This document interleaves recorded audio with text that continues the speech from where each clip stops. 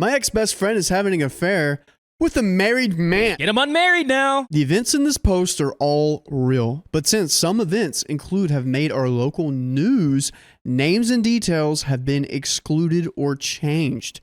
This is a long story, so we'll have 3 parts. Hello, you can call me Grace. My best friend, we can call her Anna.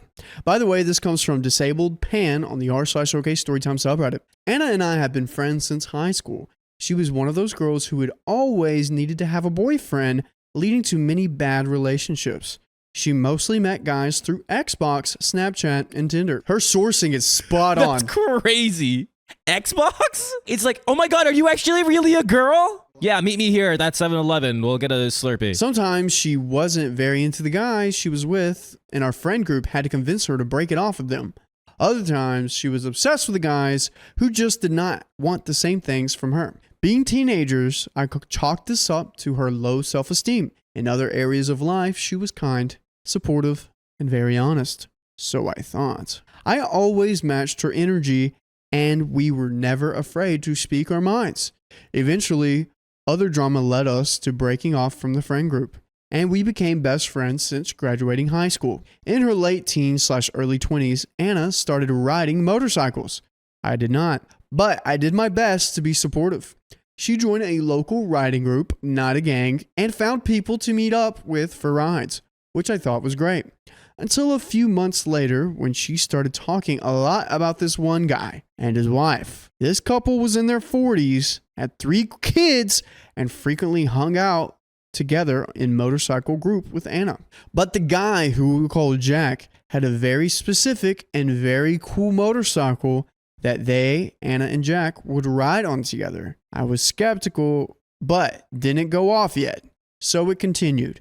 Jack was showing her some new tricks. Then Jack was helping her repair her bike at her house. Jack was paying for parts and gears for her riding. And for some reason, his wife was acting jealous? Yeah, this is all reasonable and gross. At this point, I assumed it was obvious that Jack was hitting on Anna, and she was either oblivious or being willfully ignorant to get some perks. She laughed it off and said not to worry. Nothing was going to happen between them. Little did I know, by this time, she was completely used to lying to me. Weeks later, when I had not changed my opinion, Anna finally confessed to me that she and Jack had been doing a lot more than what she was saying. She had hidden her full-blown affair with Jack from me because she knew I wouldn't approve, and also because Jack had instructed her to keep their little secret. Ew. She tried to defend the affair by admitting that she had also cheated in many of her Xbox/Snapchat relationships in the past and had hidden it from me. Shocked, baffled. Since everyone cheated, it wasn't that big of a deal, right? Well, call me a luxury vinyl plank because I was floored. She also gave excuses on his part, all the usual ones. His wife was awful. She didn't want to sleep with him as much after their 3 children. She apparently turned the kids against him too, but he didn't want to have a broken home. So obviously, his only option was to have an affair with this girl who's less than 2 years older than his oldest child. His still minor child. So I'm guessing Anna is like 18 or 19. I would assume she's in the late teens. I hope. I really hope. What's like keep kids being minors until they're 21? I don't like Anna. I didn't feel like I was an adult until I was like 20. I feel like there's times where I'm like, oh, I'm an adult. I can't imagine being anywhere like this until I was like 20. I made my feelings very clear to Anna. This whole situation was not okay, and this was not a good man. When she pushed back, I tried to empathize with her because she was my best friend. Maybe he made her feel desirable, gave her advice, and bought her stuff, but none of that mattered because of all the obvious ways that he was a terrible man. She would not hear any of it. He was a great guy who did great things for her. She was an adult who could make her own choices, and he just wanted what was best for his kids. Yeah, right. She also refused to tell his wife. Shocking. OP, ultimatum, you tell the wife or she tells a wife, or he tells a wife. Someone's telling the wife in a week. At this point, in an hour, I'm over this. If I get any small sniff of a cheating affair happening, I'm letting the partner know. Even if you don't know them? Even if I don't know them. If it's like on train and I hear it, okay, whatever. But if it's like I hear your friend of a friend and I'm like, oh, I kind of know her in some way or know him. I'm like, dude, hey. I'm going to stop this tomfoolery. Yeah. As a human, you cannot allow that. For the next several months, Anna and I also had a strained relationship. We fought, but I was also busy with college and work, so I mostly wanted to ignore the whole situation.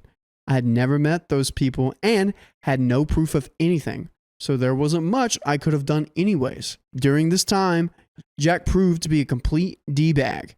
He constantly degraded Anna, calling her a stupid child and getting pissed when she wouldn't drop everything to wait on him hand and foot. For example, if he forgot to bring lunch for work, she was expected to make something and bring it to him immediately, no matter what she was doing. I continued to tell Anna, yeah, he's awful, get rid of him. But after all his love bombing, she was attached. Eventually, the inevitable happened. Yikes. Gross. Maybe she's into that. I think she's super young. She doesn't know what love bombing is or what this looks like. Who is the worst scumbag here? Jack, the 40-year-old who's cheating on his wife and his family? Or Anna, the one that's going into it and like just enabling it? I don't think she knows any better, dude. So it's Jack. Jack's using Anna for sure. And Anna's just like, this is what it's supposed to be, right? Like he's the good guy and I love him.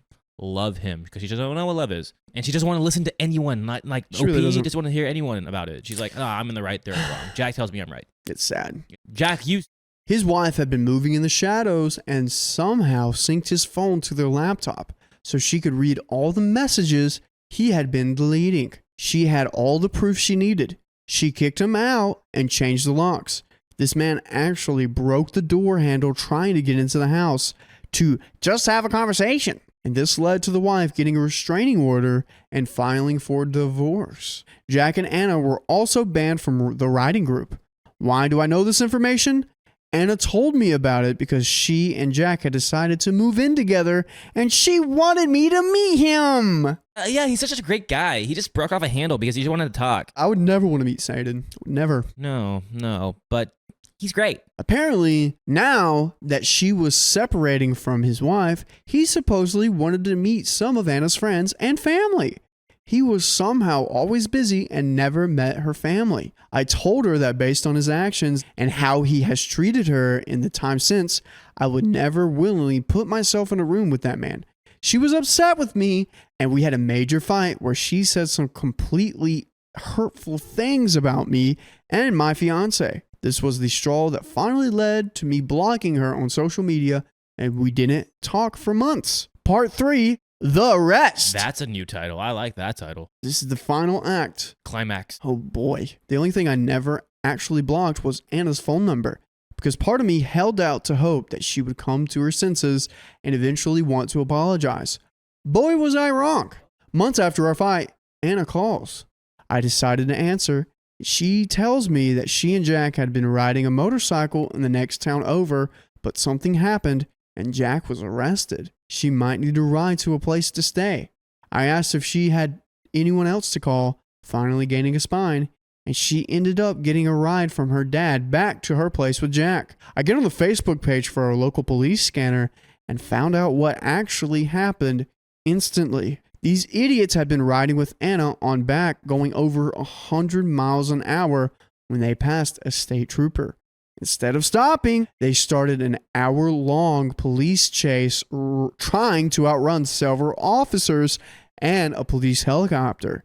But he ran out of gas in the next town over and was immediately arrested. He's just a good guy. At first, they arrested Anna too, but the cops assumed she was his daughter and let her go. How embarrassing is that? Jack is now facing several charges, including felonies, and is almost certainly going to prison. Even if he doesn't, this has cost him his career as a car salesman.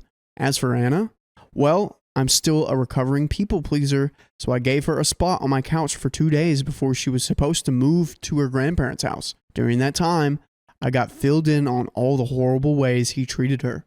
The house was never clean enough. She was lazy and stupid. He had even gotten her fired from one of her jobs by showing up at her work, trying to fistfight a male coworker who had invited her out for drinks. All of this made me feel really bad for Anna. And though I thought she was done with him for good, maybe we can recover from this. I honestly should have learned my lesson by now. A few days later, Anna calls me crying.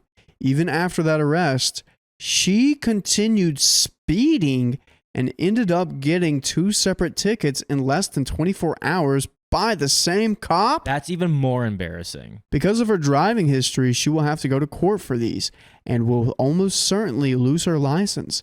And apparently Jack was mad at her about it. Why does he even know about it? We should all know by now, because instead of going to her grandparents, she went back to him. I hung up, but if you're not done reading this story, you don't have to hang up the phone, and you can go to our podcast on Spotify, Apple Podcasts, wherever you listen to your podcasts. Just search up OK Storytime for more stories like this. What's wrong with her, Keon? I was going to say therapy, but this is not good. I don't think there's any excuse here. This girl has been manipulated and emotionally and mentally, I guess you can say, abused. I feel bad for her, but like nothing is going to fix her. It seems like you got to just take her away from this guy. I think you got to put her somewhere where it's just like she can't really do much. Back to the story. So she and Jack are completely screwed. Since he's going to jail and lost his job, he is sure to lose the kids and just about everything else in the divorce. Apparently, his wife is trying to take his very cool motorcycle, and I hope she gets it. Anna will have nowhere to live because she was never actually on his lease, and her job is at a different car dealership parking cars. So she will probably lose that too.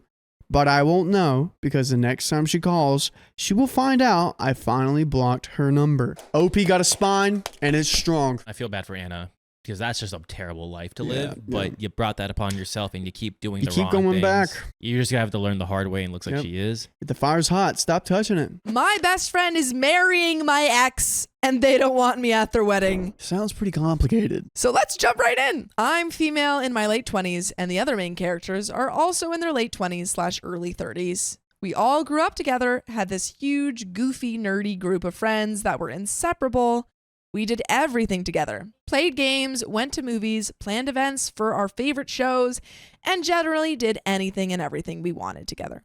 By the way, this comes from Irrelevanty Daft on the OK Storytime subreddit. So one of these people, we'll call him John, and I had started crushing on each other at the tail end of high school. He was a sweet and funny guy, but I wasn't sure of starting a relationship at that time. So rebuffed him once or twice. Gently, of course, but eventually he and our friend group wore me down. Everyone, including my own family, was convinced we were a perfect couple. So we dated. We both graduated high school around this time, and quickly after graduation, he got very serious about our relationship. Oh. Unfortunately for him, I didn't feel the same, and the intensity and speed with which he moved in our relationship was upsetting to me. We weren't on the same page, and I was young, dumb, and uneasy, and didn't know how to address it. John invited me to his whole extended family's events, holidays, and even weddings and funerals, all which I managed to dodge not so gracefully. And then he started wanting to get physical. Obviously, this is pretty normal in most relationships, but I'm not what you'd consider normal. I didn't really want to express PDA around our friends or families, and engaging in spicy acts together wasn't on my bingo card at the moment. Additionally, his and my own family also got serious and acted as if we were soon to be engaged or married, and I freaked. I panicked. We'd only been together for 6 to 8 months. We were both right out of high school. He knew what he wanted out of life, and I didn't. I was completely unsure. They're getting the dowries. I know he's like, wait! Business engagements, kingdoms aligning. I didn't know that I wanted to marry him, so when a family member passed away and John was continuing to be pushy and not respecting boundaries while I was mourning, I told him I was going through too much and needed space. Obviously, I could have and probably should have handled this better, but I didn't. I was a teen. John was confused and upset, but stepped back and tried to be respectful. But as time went on, several months had passed and I didn't restart the relationship, and we were both still single. He got frustrated and bitter, and began to make our friendship and friend group hangouts uncomfortable for me. I started to actively avoid John, and it seemed he was also avoiding me. Around this time, I reconnected with another old friend and her friends, and happened to meet through her my current boyfriend. This is another story for another time, but needless to say, I was smitten and lost any and all feelings I'd once had for my ex. And when eventually confronted by a different friend, we'll call him Tim, from the friend group John and I belong to, I admitted I had no intentions of starting my relationship with John again. Tim was angry with me and informed me that John had been waiting for me to come back to him. Oh boy. Why? And was apparently heartbroken over a breakup, and he wanted me back. It's been months. It's been more than months now. It has. But this is the first one. It's first serious relationship. Yeah. So Tim convinced me to go and speak to my ex, John, and let him know that I'd moved on and I didn't want to be together again. So John would have some closure. So being the impressionable and sensitive girl I was, I did this. I invited John out to lunch and told him as kindly as I could that I cared about him, but not in the way he wanted, and that I had met someone else recently that I wanted to pursue a relationship with. He seemed to take it well, and we parted ways on what I assumed were friendly terms. But apparently, I was mistaken. Oh no, he went into revenge mode. He's just going like, I have to date her best friend. Mewing everywhere. Now, before I continue, we've got to rewind again. Bear with me, please. I had a best friend through all of this. She was, for all intents and purposes, my soulmate bestie. We'll call her Anna. Anna and I understood each other in a way few did. At least this is what I believe. And we belonged to the same friend group that John did. We were fast friends and nearly inseparable. We did everything together, and I loved Anna like she was my very own sister. To this day, I still treasure fond memories of us growing up and experiencing life together, and I do often wish we hadn't grown apart or had the problem that we did. It was really stupid. Now, Anna was and is, of course, gorgeous. She had the most beautiful voice and was incredibly smart and talented. Everyone who met her could admit she was, and probably still is, a lovely person. So about 3 or 4 years later, it came as no massive surprise when she reached out to me and asked if I minded if she dated my ex, John, who had asked her out at a small get-together reunion that I hadn't been able to go to. Yeah, but it sounds like this is typical small town behavior. And also, they had the same friend group. Same friend and group. So, That's how things develop because there's not a lot. If that happened here, well, it actually would kind of make sense in we have like a very yeah, I could see. widespread friend group. Yeah, but your best friend dating, because this is her best friend. That would be weird if my Yeah. best friend started dating my ex. It's like if Mr. Steve said, hey, I feel like we talked about the things that didn't work out here. I don't. Like when you tell people like, oh, wasn't working out. yeah, they're and in the like, loop. Yeah, they know all the things. Like, why do you want to go date them? I think John's fault was he liked OP a lot, and OP did not feel the same. And that's why he was starting to get resentful, because she was not reciprocating his love. I myself had been dating my now boyfriend for a couple of years at this point, and we were blissfully happy. And I had moved some hours away, and everyone in our friend group was much too busy to spend a lot of time together, so I hadn't seen my ex or my best friend for a good while.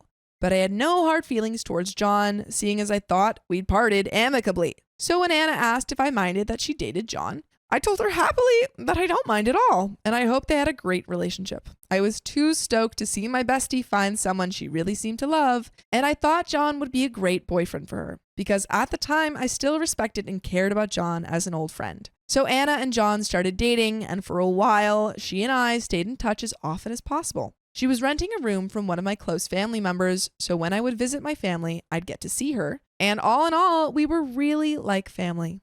She was dear to me, and my family loved her and were just as happy as I was to see her in love with John. However, 6 or 7 months into the relationship, things got weird. Uh-oh. They'd gotten engaged, and she didn't tell me right away. Oh my gosh. That's your best friend? Do you know anyone that's gotten engaged that quickly? No. I know a couple that got engaged 7 weeks into dating. You don't know anything about that person. Yeah, you really don't. I heard it from my family, and then when I asked her about it, she told me and admitted she forgot to let me know. I don't buy it. If that's your best friend, I don't buy that. Oh, heck no. Again, I tell my best friends things immediately. Whenever I get engaged, well, I guess I'll tell you guys. When I started dating my ex, like I came down and I was like, I got a freaking boyfriend. Yeah, I was there. I witnessed that happening. Mm-hmm. And then also when I got broken up, I Witnessed that told him happen. immediately. It was funny because I was there like moments before you got together and moments after you guys. Don't you worry, girl. I got you. Yeah. I'm facilitating out here. Yeah. He's working hard. We'll see. We'll check the video comes out. Yeah. I'm working on being a matchmaker. Everyone in the Discord go message me and be like, hey, how's your relationship going? Yeah, what happened? Sophia's my guinea pig. It's true. I forgave this and figured it was just because we both had so much going on. I was working a lot in a city a couple hours from her, and she was going to school and working, and now planning a wedding. However, after that conversation, Anna started being distant, too busy to call or text or talk on social media. And yet again, I stupidly didn't see the red flags and assumed it was because of everything going on in our life. As things progressed, I learned that my family member, a cousin, we'll call her Shelly, was planning Anna and John's wedding. And she was so very excited to put her event planning skills to work for one of her favorite friends. So while Shelly kept me updated about John and Anna's upcoming wedding, I started to plan on going to my best friend's wedding. Okay. I hadn't expected to be made a bridesmaid, but had hoped, but hadn't received anything from Anna. So then made the assumption I was just a guest, which was fine too. But as time went by, I didn't receive an invite or much connection with Anna. I grew more and more anxious. Eventually, I stopped hearing anything from Anna altogether, and yet again, I clung to the hope that it was because she was busy. But sadly, when I spoke to Shelly about it, everything fell apart and I was devastated. Oh, no. Anna and John didn't want me at their wedding, and instead of speaking to me themselves and letting me know I wasn't invited for whatever reason, they told Shelly to tell me. How cowardly. Yeah. Like, how cowardly. Well, John is pretty hurt. You know about the first love theory? Yeah. I think that is on him. Yeah. He's like, you can't have her in the wedding. Like, she can't be at the wedding at all, or I'll say her name. Yep. He wants her so much, but he only could settle for the friend. He can't get over. He's like Lori when he settled for Amy. This is what he feels like. Dang. And instead of speaking to me themselves and letting me know I wasn't invited for whatever reason, they told Shelly to tell me. Now, a little bit about Shelly. She'd recently lost a family member and was in a very sensitive, emotional state. And with this added weight of having to tell me something so uncomfortable, it made her really upset. She felt trapped in the middle of everything and didn't know what to do. And eventually, she let me know in tears how she felt. And of course, I was pretty mad. Not only had my best friend not invited me to her wedding with my ex, she'd not bothered to tell me herself and involved my cousin, who was already having a very difficult time. Now, this next part is a real doozy. Apparently, my cousin expressed how she felt to Anna, and of course, instead of reaching out to me herself, she had my ex, John, text me. Oh, what? Here it is. John is puppeteering the friend. Yeah. He's puppeteering Anna, and in a way, this is him getting revenge on OP. He's That's like, what I'm I've thinking. stolen your friend. Icky. This was so out of the blue, I was shook. Apparently, we needed to discuss our previous relationship, and from what it sounded like to me, he wasn't over me. Oh, no. And yet he was marrying my best friend, and she knew about it. That's why you're not invited to the wedding. I, with the help of my amazing boyfriend at the time, was able to respond politely but firmly that no, I would not discuss our high school relationship with him, but that there was no hard feelings between us, and I would, at that point, politely decline a wedding invitation if they sent me one. John seemed annoyed and taken aback, but what the heck? I wasn't going to discuss an old high school relationship with him while he was preparing to marry my best friend. I thanked him and sent my best friend a well wishes text and blocked them both everywhere. And honestly, I wish I could say there was some funny, snarky ending, but no. They got married, all our friends and even my family was there, but I wasn't. I was hurt and upset and did cry a lot and realized that my friendship with my bestie was over. We did, on occasion, speak at events we both happened to be at, and she tried to talk to me about it and even eventually apologized.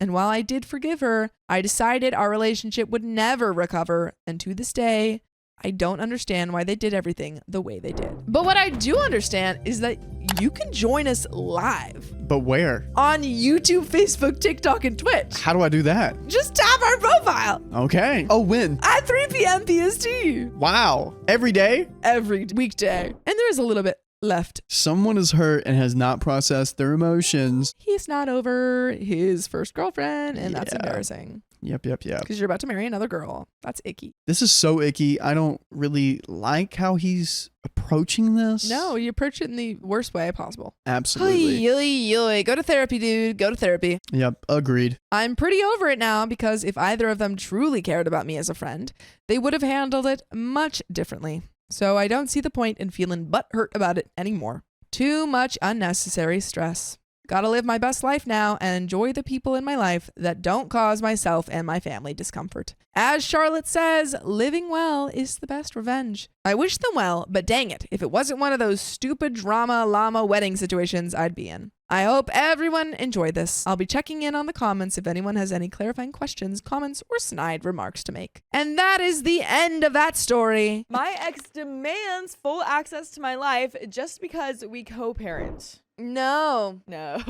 I, 25 female, have a 6-month-old baby with my ex, 24 male, and we've been trying to co-parent since we split a few months ago, but now he's saying that I'm being an a-hole for not telling him everything I do when the baby isn't even with me. By the way, this comes from TightKL5979. If you want to submit your own stories, go to the r/OKStorytime subreddit. So, we were together from high school 2015 up until recently. Our breakup happened shortly after I gave birth when I found out that he had been cheating on me with multiple women. His excuse that I wasn't being spicy enough postpartum and he had a high libido. So his excuse is that he sucks? Yeah, that's crazy. Yeah, that was enough for me to walk away. Since then, I've been rebuilding my life. I got more involved in my church, formed new friendships, and started feeling like myself again for the first time in a while. I've also done everything I can do to keep things calm and respectful for the sake of our baby. But now he's making it an issue that I don't share details about my personal life with him. He says that I should be more transparent and that it's important for co-parenting. No. He wants to know who I'm hanging out with, what I'm doing, who my new friends are, even if I'm just out while he has the baby. His reasoning? He tells me about what he's doing, so I should do the same. I'd actually prefer you don't tell me what you're doing. Yes, because at one point you didn't tell me what you were doing, and look where we are.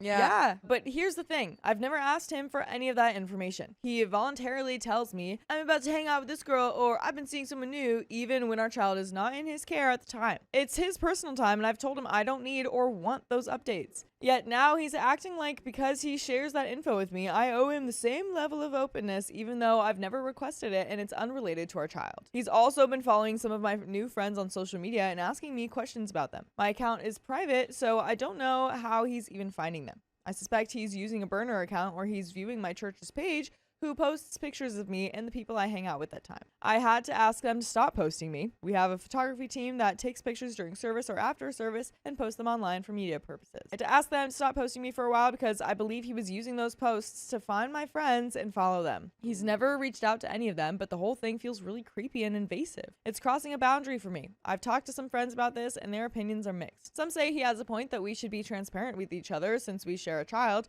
Others think he's overstepping and that this isn't part of normal co-parenting, especially since our child hasn't met any of these people and I'm not dating anyone right now. That's the thing. Yeah. If it were like, I'm dating someone and I'm bringing them around our child, that is totally different. Those are things that you should be talking about. Right. Real People says it's a control thing. It definitely is. Anyone who's coming around the kid, you should be informing other parent about that. Yeah, like I feel Other like, than that? right. Yeah, it sounds like the intro to a Dateline story. Yeah, honestly, it kind of does because he like felt justified in cheating on you. I don't think he really wants to be away from this relationship. Yeah. He still wants her there. Yeah. Even though he's Absolutely. not treating her right. And since she walked away, he's still trying to like get that control over like knowing about what she's doing and stuff. Because what is going to happen when she does say like, hey, I'm dating someone? He's probably going to step in and be like, hey, like, I don't think you should date that person. That's not appropriate for the child. Yeah, exactly. You can't date another person. But even my mom is siding with him. Oh my gosh. She's liked him since we were together in high school, and anytime we argued, she tended to take his side and ask what I did wrong.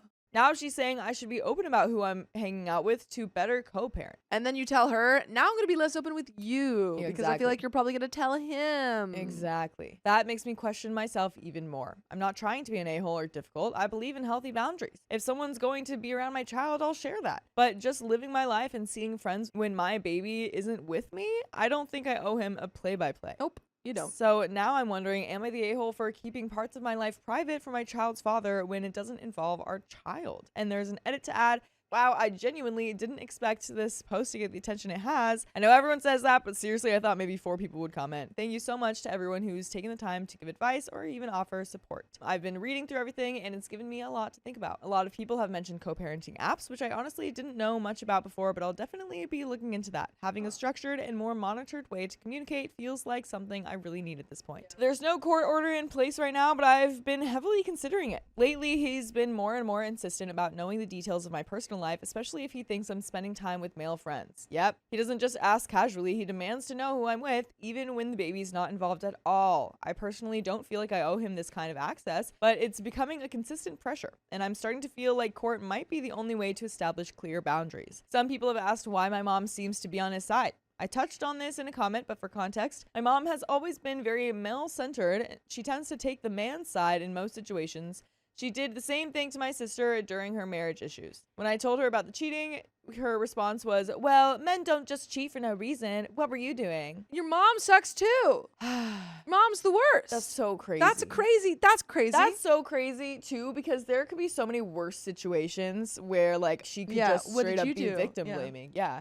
What did you do? What were you wearing? That kind of stuff. I hate your mom. She's never really supported me in situations like this. I also think a lot of it stems from her own past. My dad cheated on her a lot and she stayed with him. She genuinely sees cheating as something normal that couples should just work through. No.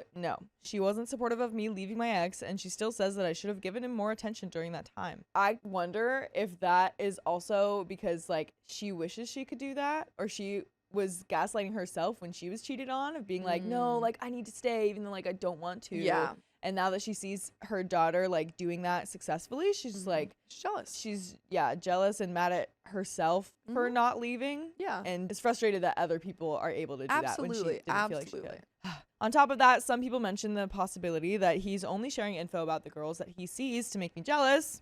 And honestly, I 1000% believe that. I never ask him about what he's doing when the baby's not with him, but he offers up these updates like, oh, I'm hanging out with this girl, or I've been seeing someone. I think he expected me to react, but I don't really care. And the fact that I'm not reacting is what's frustrating him. So now he's trying to flip the script and demand transparency from me. Also, some of y'all suspect my mom might be feeding him info about me. And I hate to say it, but I wouldn't be surprised. She watches my baby sometimes when I go to church events or other things like that, and her and my ex are still Facebook friends. And I believe that she has his number. She does bring him up constantly, even saying stuff like, he's way cuter than the guy you said was cute, and things like that. He cheated on her. Yeah. It's like, because she was pregnant. Yeah. Sounds like we got to go on a diet, an information diet, Mom. Yep. Yeah, definitely. Yep. So, yeah, I wouldn't be shocked if she's told him I've been out or who I might be with. I'm taking a step back from her and what I tell her, and taking a step back from having her watch my child for the time being. Anyway, thanks again for all the insight. I really appreciate it. It's helped me feel a lot less crazy for being uncomfortable with all this. The consensus from the comments is that OP is not the a-hole.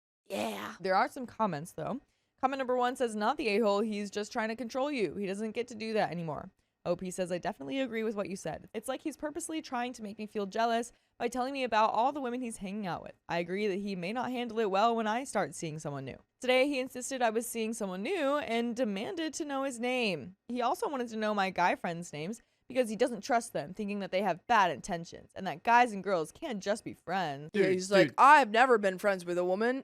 I just cheat on women. Yeah, if I had any friends with women, I was actually just cheating on them, and they weren't actually my friends. They were not my friends. Just to like make that really clear. I am not able to be friends with women because I do not respect or value women. Yeah. Commenter number 2 says, your mother is a fool. If she shares details of your life with your ex, then stop sharing so much with your mother, who should be on your team. Why isn't she? So I usually don't tell her much anymore. I'm kind of pulling back from those combos just for my own sanity. It sucks, but it is what it is. Comment number 3 says, just to play devil's advocate here for a moment, your post paints your ex possessive and intrusive, asking about your life and trying to make you jealous by telling you about his life and his new dates in the guise of openness.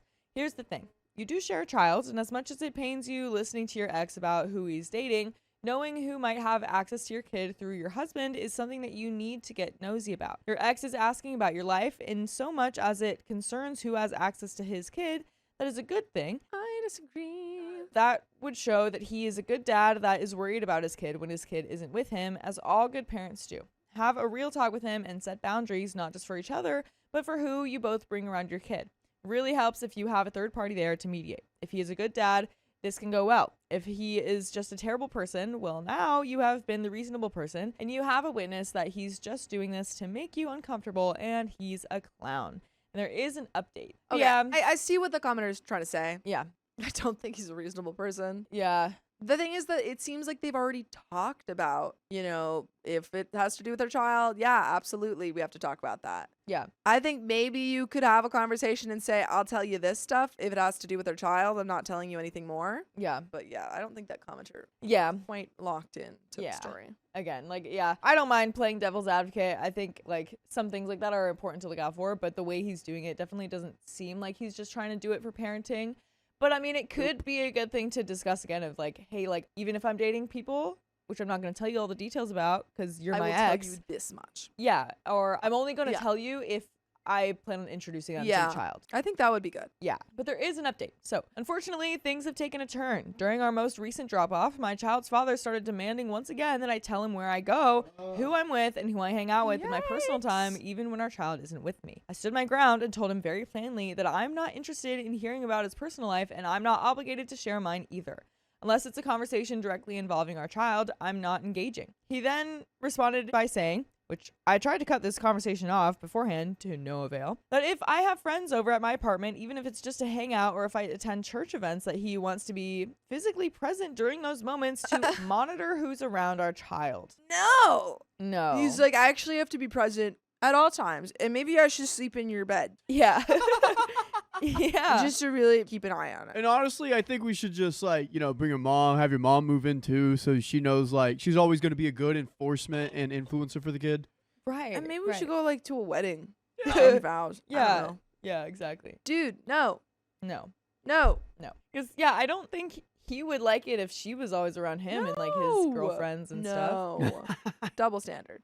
He then said if I don't start sharing more about what I do and who I'm with, he's going to pursue full legal and physical custody. He would not win. It's okay, yeah, go ahead, because I want to do the same thing. I want to go to battle for that too. Oh my goodness, yeah. Thank goodness I wouldn't have to talk to you anymore. Yeah. I've never really been through the legal system before, but I'm going to reach out to a caseworker or a family attorney this coming week. A lot of people had following up questions or offered suggestions, so I just wanted to respond to a few things that came up repeatedly. I've started looking into parenting apps and legal steps. That was something that I hadn't really considered before or really knew much about, but after how things have gone so far, I know it's necessary. To those asking about my mom, yeah, that dynamic has always been hard. She sided with him since high school. Even when I told her about the cheating, she responded with, well, men don't cheat for no reason. Yeah, she's distancing herself from mom. As for the jealousy and manipulation theory, a lot of people have pointed out that he might be trying to make me jealous by constantly bringing up other women, and I agree. I also think he's using this so-called honesty and straightforwardness as a guise to get information about my personal life. This does feel manipulative because he's creating a one-sided demand for transparency. No, we don't have a custody agreement in place yet, but I'm taking steps to speak with a caseworker or attorney.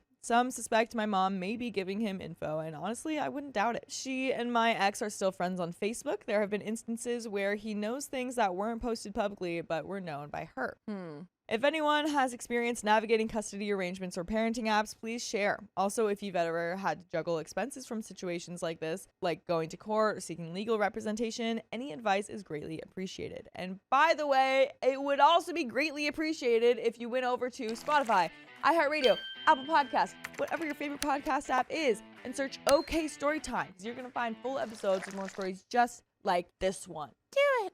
There is a little bit more to the story, but what do we think about this so far? Yeah, I think you gotta limit contact with both these people to the extent that you can legally. Probably limit very much contact with your mother. Go to courts. Get custody of this kid because your ex is gonna keep trying to overstate his boundaries, or at least get a certain, have the court say, this is what you have to do and this is what you don't have to do. Yeah, Exactly. but what about with the mom now too? Are we just? I think I said limit contact. Well, I say contact too because we haven't heard anything a lot about the dad in this scenario, I think right? he cheated and is out of the picture. Yeah, he might be out of the picture. Even if we talk to the dad about this, he might have a very biased. Yeah, because he cheated on Frame of Opie's work. mom. Yeah, Yeah. and that's also wild. Do you think that might be a reason why she's stay with him? Because I wish I stay with your dad. Well, yeah, that's what Angie was saying earlier. Yeah, exactly. Well, because she did stay with the dad. Yeah. But there's a little bit more to the story. Commenter number 1, we've got some comments. Your mom is telling him everything. Limit her access to your social media. Put her on an information diet. Speaks to the caseworker to make custody situation official to stop him kidnapping your kid. Look into the parenting app and consider a restraining order as his behavior keeps escalating. Also, are you going out on dates or seeing someone new just now? As if this is the case and you told your mom, that will mean that he will probably escalate to stalking you as well. Good luck. Hope you get a positive outcome. Opie says, so I'm not dating anyone or seeing anyone right now, but my ex seems to think I am. I have no idea why he thinks that, but he's convinced that I'm seeing someone because he's scared that you're seeing someone. And he's convincing himself and he's jealous. Commenter number 2 says, if you're in a one-party state where only one of you needs to know you're recording, start recording phone calls and in-person interactions. If you have a dash cam in your car, you can have that running while you talk to him, but just make sure that the audio is being picked up and stand where the camera can see both of you while getting the audio as well. I believe that dash cam video doesn't require the second party's consent, as it's a safety feature for your vehicle, but double check with the attorney, as each state has different views on those laws. Try to keep all communication to texts, voicemails, and emails. That way it's documented.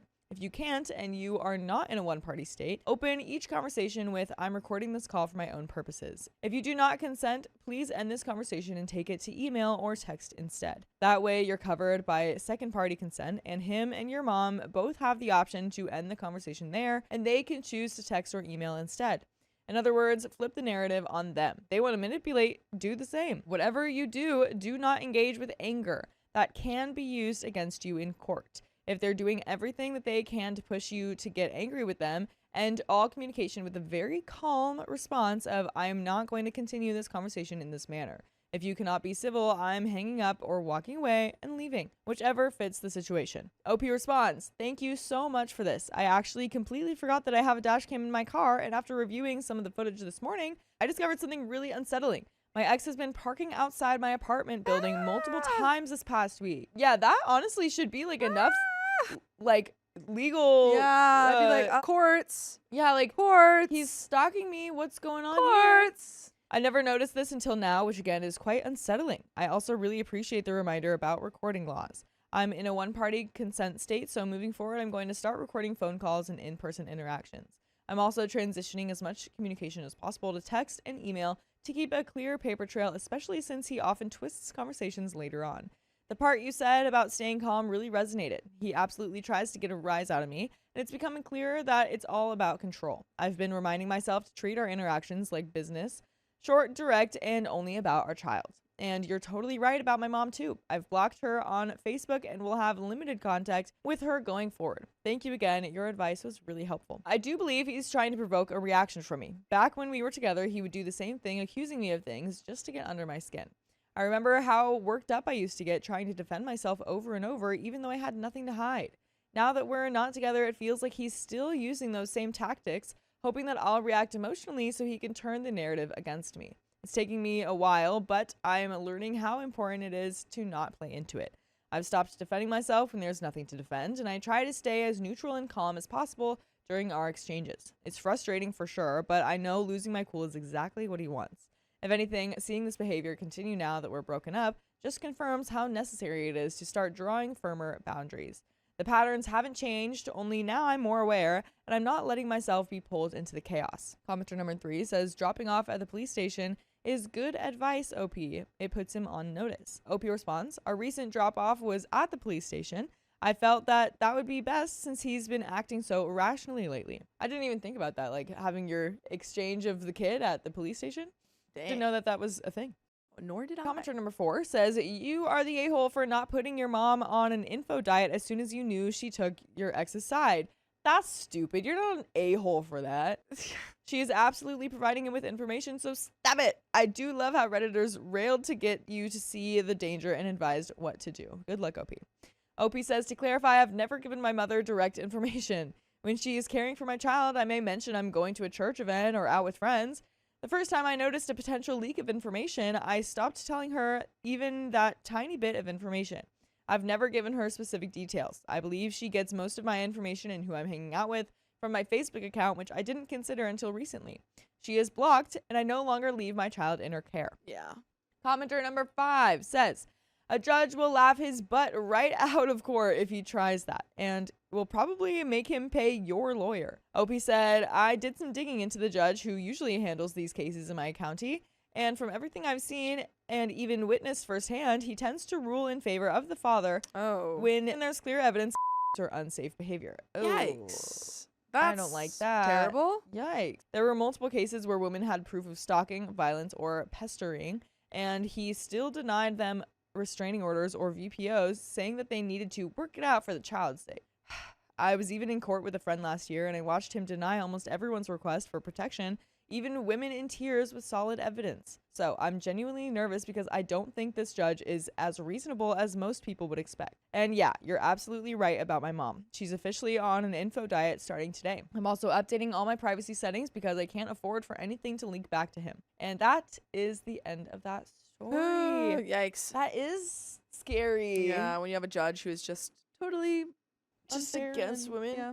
Oh my goodness gracious. My manipulative mother spread lies about me. Now she wants me to apologize. It looks like the shoes wants to be on the other foot. But that shoe's stuck on that foot. And there is a trigger warning for emotionally abusive and neglectful parents. Just to let you know a little about my mother. She always told me and my brother that love is not unconditional, that it must be earned. When we were kids, she barely let us hug or kiss her, saying that disgusted her, and that is a false and hypocritical way to show love. That the correct way to show we loved her was through respect and obedience. Is this Mrs. Trunchbull from Matilda? Yeah, this is literally like a cartoon villain as someone's mom. By the way, this comes from Deleted, and you can submit your stories on the OK Storytime subreddit. So, she would smash the door and windows of our room on a Saturday/Sunday at 7 a.m., upset at us because she expected us to be already awake and cleaning the house. About school and grades, she always told us that excellence is the bare minimum you owe me. Getting a 10 equals, and you want a reward? That's your obligation. You don't deserve a reward for getting the bare minimum. Getting a 9 equals, why is it not a 10? Getting an 8, mediocre. Getting a 7 or below, punishment. Yikes. She would always tell us to stop acting like a child, you're almost an adult, and must behave like one, instead of running and playing and embarrassing me. She started to say this to us when I was 7. And my favorite, whenever me or my brother were upset with her or her rules or her punishments, because she loved to punish both of us at the same time, even if one of us didn't do anything and was totally innocent, she didn't care. She gladly would say to us, you don't like it? Well, the door is wide open. You can't take anything, not even your clothes, because all is mine. Your clothes, your toys, your bed. I bought everything. You have nothing. You're free to go, but in the exact same way you came to this world, with nothing. I could go on and on for hours, but I'm sure now you can have an idea of what I have been dealing with. So, lots of years after childhood, I was finishing college and I moved from my hometown to study and have better opportunities. My mother already had plans for me. She wanted me to move back to home, find a job with help from her friends, and start a business at her house. Me, on the other hand, did not want to do that. I wanted to stay here, find a job, and be with my girlfriend. I was happy here and had a very good chance to build my own life here. My mom didn't like that at all. And for weeks, she would say multiple times how I was wasting years and opportunities by not doing what she said. 1 year after I decided to stay, she convinced my dad to buy another house. When they got it, she started to tell me and everyone who would listen to her that she bought it for me so I could live there and work from there. Since then, she keeps repeating to me and everyone how I rejected it, and again, I waste every opportunity she gave me. After she realized I was doing good here, she changed her way and started saying that my girlfriend was manipulating me because if I was working, then I should be able to visit them at least 15 days on every moment, she said. I'm sure everyone with a job knows that's BS. No one can take off half a month every time she wants. Also, it's a 14-hour trip. So literally, She's like, quit your job, please. Whenever I told her that was not possible, she would start a tantrum about how my girlfriend is controlling and isolating me. And when I tried to say that was not true, she would start telling me to prove it by telling her how much I earned. She wanted to know exactly how much money I earned, and on multiple occasions even suggested to give it to her, that she would save it and manage it for me. Whenever I told her no to that, she would always say, I'm not asking because I'm going to ask you for money. I just know best and want to help you. I'm doing you a favor. Don't you trust me? Every time I said no, she would start playing victim and blaming me and my girlfriend for wasting all the opportunities she gave me. I endured this for years, and with time, I started to get into low contact with her, just the necessary to not start more drama, because I don't talk to her. Meanwhile, she began to include my girlfriend's mom into her BS, saying that she exploits me and takes away my money, all while my girlfriend manipulates me and has me locked. Every time I confronted her and asked her to stop, she would act offended and start to say she is brutally honest and she always says the truth and no one can tell her what she can or cannot say, and she would always say her thoughts in the exact way she thinks. That is so apparent. No one has ever doubted that. I don't think anyone has ever thought, oh, she's not going to tell me exactly what she thinks. I wonder if she's going to filter her response through some sort of, I don't know, like a mesh of like Blatant. kindness or just any forethought whatsoever. No, she'll just go, your childishness will not be tolerated. I will send you to the mines with no clothes immediately. Yeah, she's just a really loving, caring mother. I hate her. This keeps going until we hit a breaking point. At the beginning of last December, I was after a new job, a very good opportunity that unfortunately I didn't get. That put me and my girlfriend in a rough spot, and again, my mother offered that I could come back home with the promise that everything would be solved the moment I got back, that I could find a good job faster and easier there, and that I could live in her house. I felt tempted to accept her offer. No! She's tricking you. It's a trap. Even talked with my girlfriend about it, but in the end, I decided to stay. Moving back to my hometown would not solve anything, and it would only create more trouble. Fortunately, I was able to find a job a couple weeks after. My mom didn't take it well. She was mad at me when I called her to tell her the good news. She wasn't happy at all and started to scold me, saying how I always wasted all these opportunities and chances she gave me, how I disappoint her, that my new job would exploit me, that it would test my character and I would fail because I'm weak and everyone there would step on me. Nothing like what you would experience if you moved back home. None of that would happen if you moved back in with Mama. I started working in the second half of December and it was good. Then my mom called demanding that I come to her house for Christmas and getting mad when I told her I couldn't because I had to work. She started a tantrum about how I don't love them because I don't go to visit them, and I haven't visited them for a long time, all because I'm selfish, a doormat, and my girlfriend and family manipulate me, control me, and don't let me visit her. And when I told her again that I didn't go to her house because it was 14 hours away by bus, and during the pandemic, and because of my asthma, I couldn't take that risk. How does the asthma come to play? I think asthma plus the vid, like risking That's getting the fair. I vid with get asthma, Okay, is that just makes in more sense. general my asthma. I can't do it. Your But- house is so freaking dusty. He's just not being honest and being like, yeah, no, you suck. She started telling me I was being ridiculous, an idiot, and exaggerating. A few days after, she and my dad traveled here for New Year's Eve. As soon as they arrived, they demanded that I visit them at my uncle's house, but not a 5-minute visit as you always do. Another lie. When they come, I visit them for 2 to 3 hours. I want you to stay here all day from breakfast to dinner. I gently tried to explain to her it wasn't possible. I had to work. She didn't like it. The most I could do was skip my lunchtime to visit them, time she used to scold me again about everything. But things got worse on December 31st. My uncle and they organized a religious ceremony that morning, and my mother ordered me to go.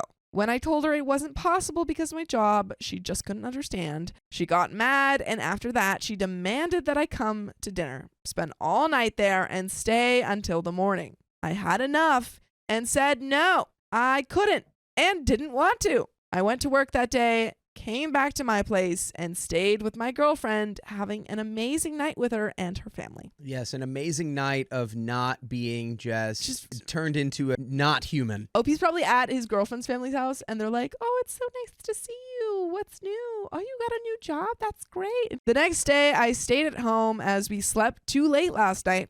I woke up around 12 p.m. January 2nd. I went to my uncle's home to visit my parents, and she double hockey sticks broke loose. Mom started with the usual speech about me being horrible, a disappointment, that I don't love them. Then she started with how she kept giving chances to do things the right way, but I just don't obey her. That she could not understand why I chose to not do what she says. Then she started attacking my girlfriend and her family, saying it's their fault. They exploit me, take my money, have me trapped and controlled. And because of her manipulation, I couldn't go back to her to live in the house she bought and find a job near them. So I'm really hoping that, like, you need to not be letting this just, like, linger and be like, I don't even hear it. You need to step in front of this and be like, hey, you're wrong. You are the reason why none of that stuff happens. Like, it's gonna cause problems for sure. It's gonna cause drama and stuff, but you've been dealing with this your whole life, and it's just not worth it. It's not worth it.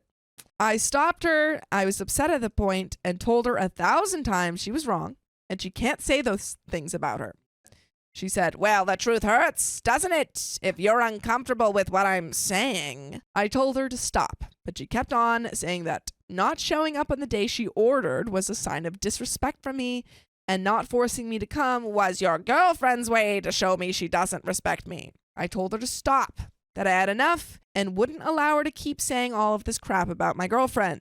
She told me, you can't forbid me to do anything, and I'm going to say everything I want because I'm right. I'm always right and always going to say the things the way they are. Just narcissist. Wouldn't it be great if she was forced to say things that the way they are? Yeah. She's like, I'm a terrible person. What? No, wait, why? Why can't I stop? I don't have my values aligned in any way, shape, or form. Oh, no. All of my secrets. She would be very quiet for an entire day. Or however long that curse would last. She would just stop talking. I had enough and left her with her tantrum. My dad only said that he was disappointed and disgusted at me. They're the same type of parent, it seems. We were wondering how she was married.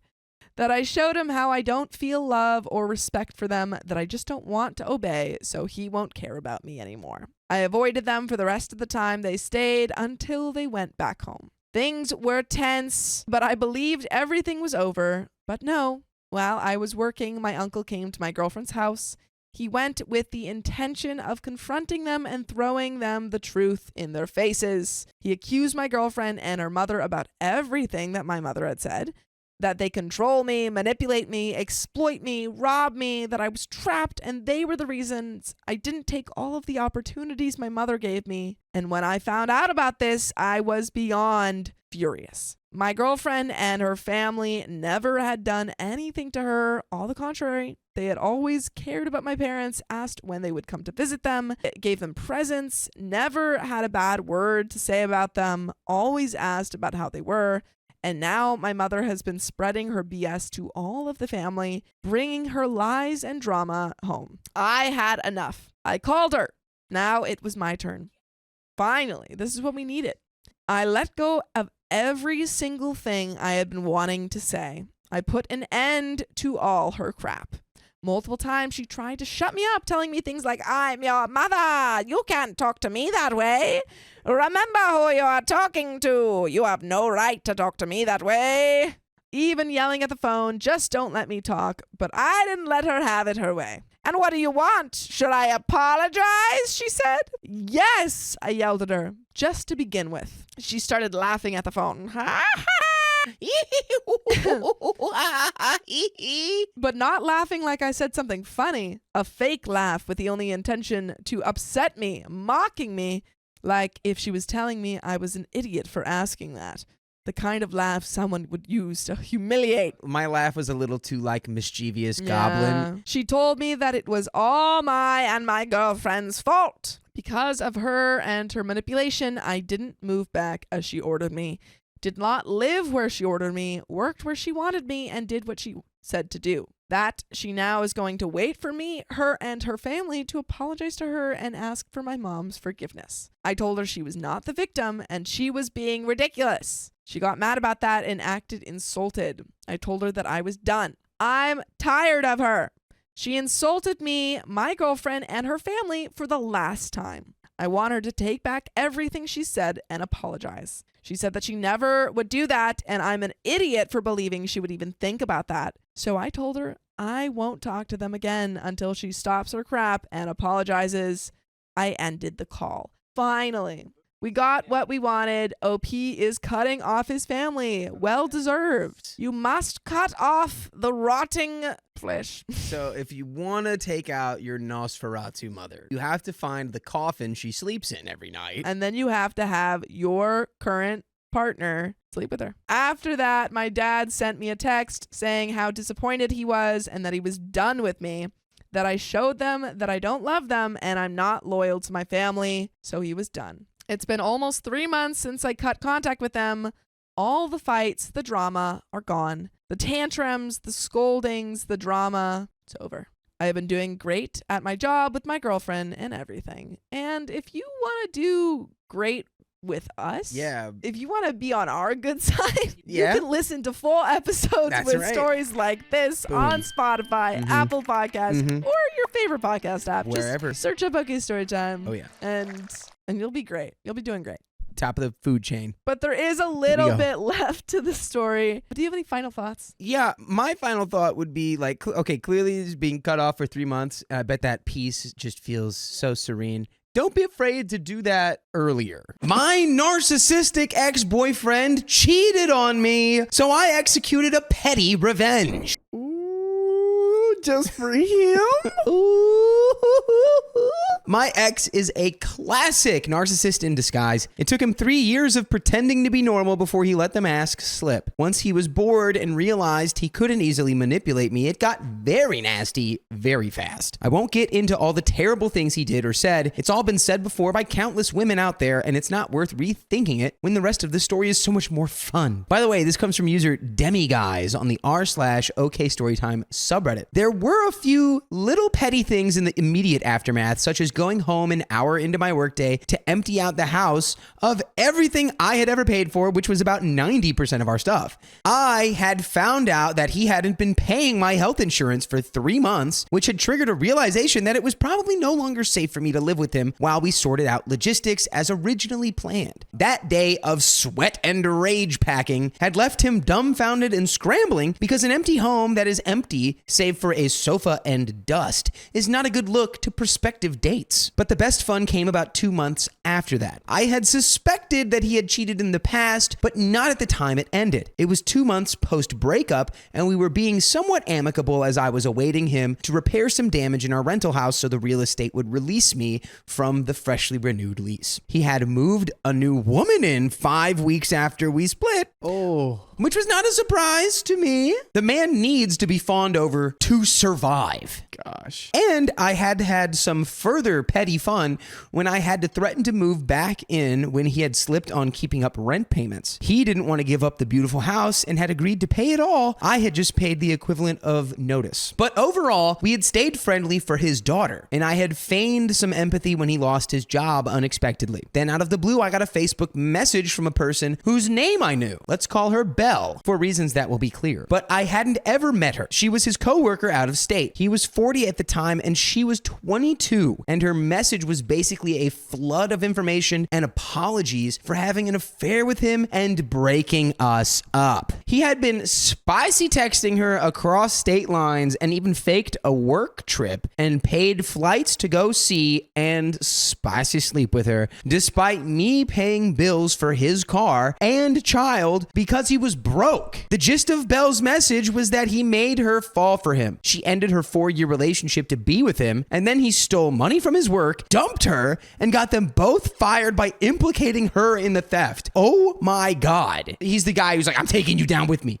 I don't care. Oh my gosh. He's That's got crabs in a bucket, man. He's got no money. He's got no prospects except for this 22-year-old coworker that he's actively neglecting his child to go and see. Yikes. Wow. Then he had, of course, moved in with a whole different woman 2 weeks later. An absolute mess of a man, this one. But, I mean, honestly, he's got to be hot, right? Has to be. He's got to be hot if He doesn't have money, though. or looks like he has money. Exactly. He's got no money, Or which he is why looks he like he has has to be money. really hot. I told Belle she didn't owe me anything, and she needed to worry more for herself and maybe her ex if she thought that was something to repair. I basically told her, you're young, just learn from this, and one day it'll just be a fuzzy memory. I then told her I wanted only one thing from her, which was information. I asked, at which date did your communication with him switch from friends to more than that? Belle's answer confirmed what I knew. This trifling man cannot end something without securing his next move and his next spicily charged dopamine hit. So he started up a text fest with her 2 days after we had signed a refresh on our lease for 12 more months. He had attempted to trap me into funding the rent if and when he couldn't, with every plan to break up with me. It was classic, calculated, and evidenced financial abuse, especially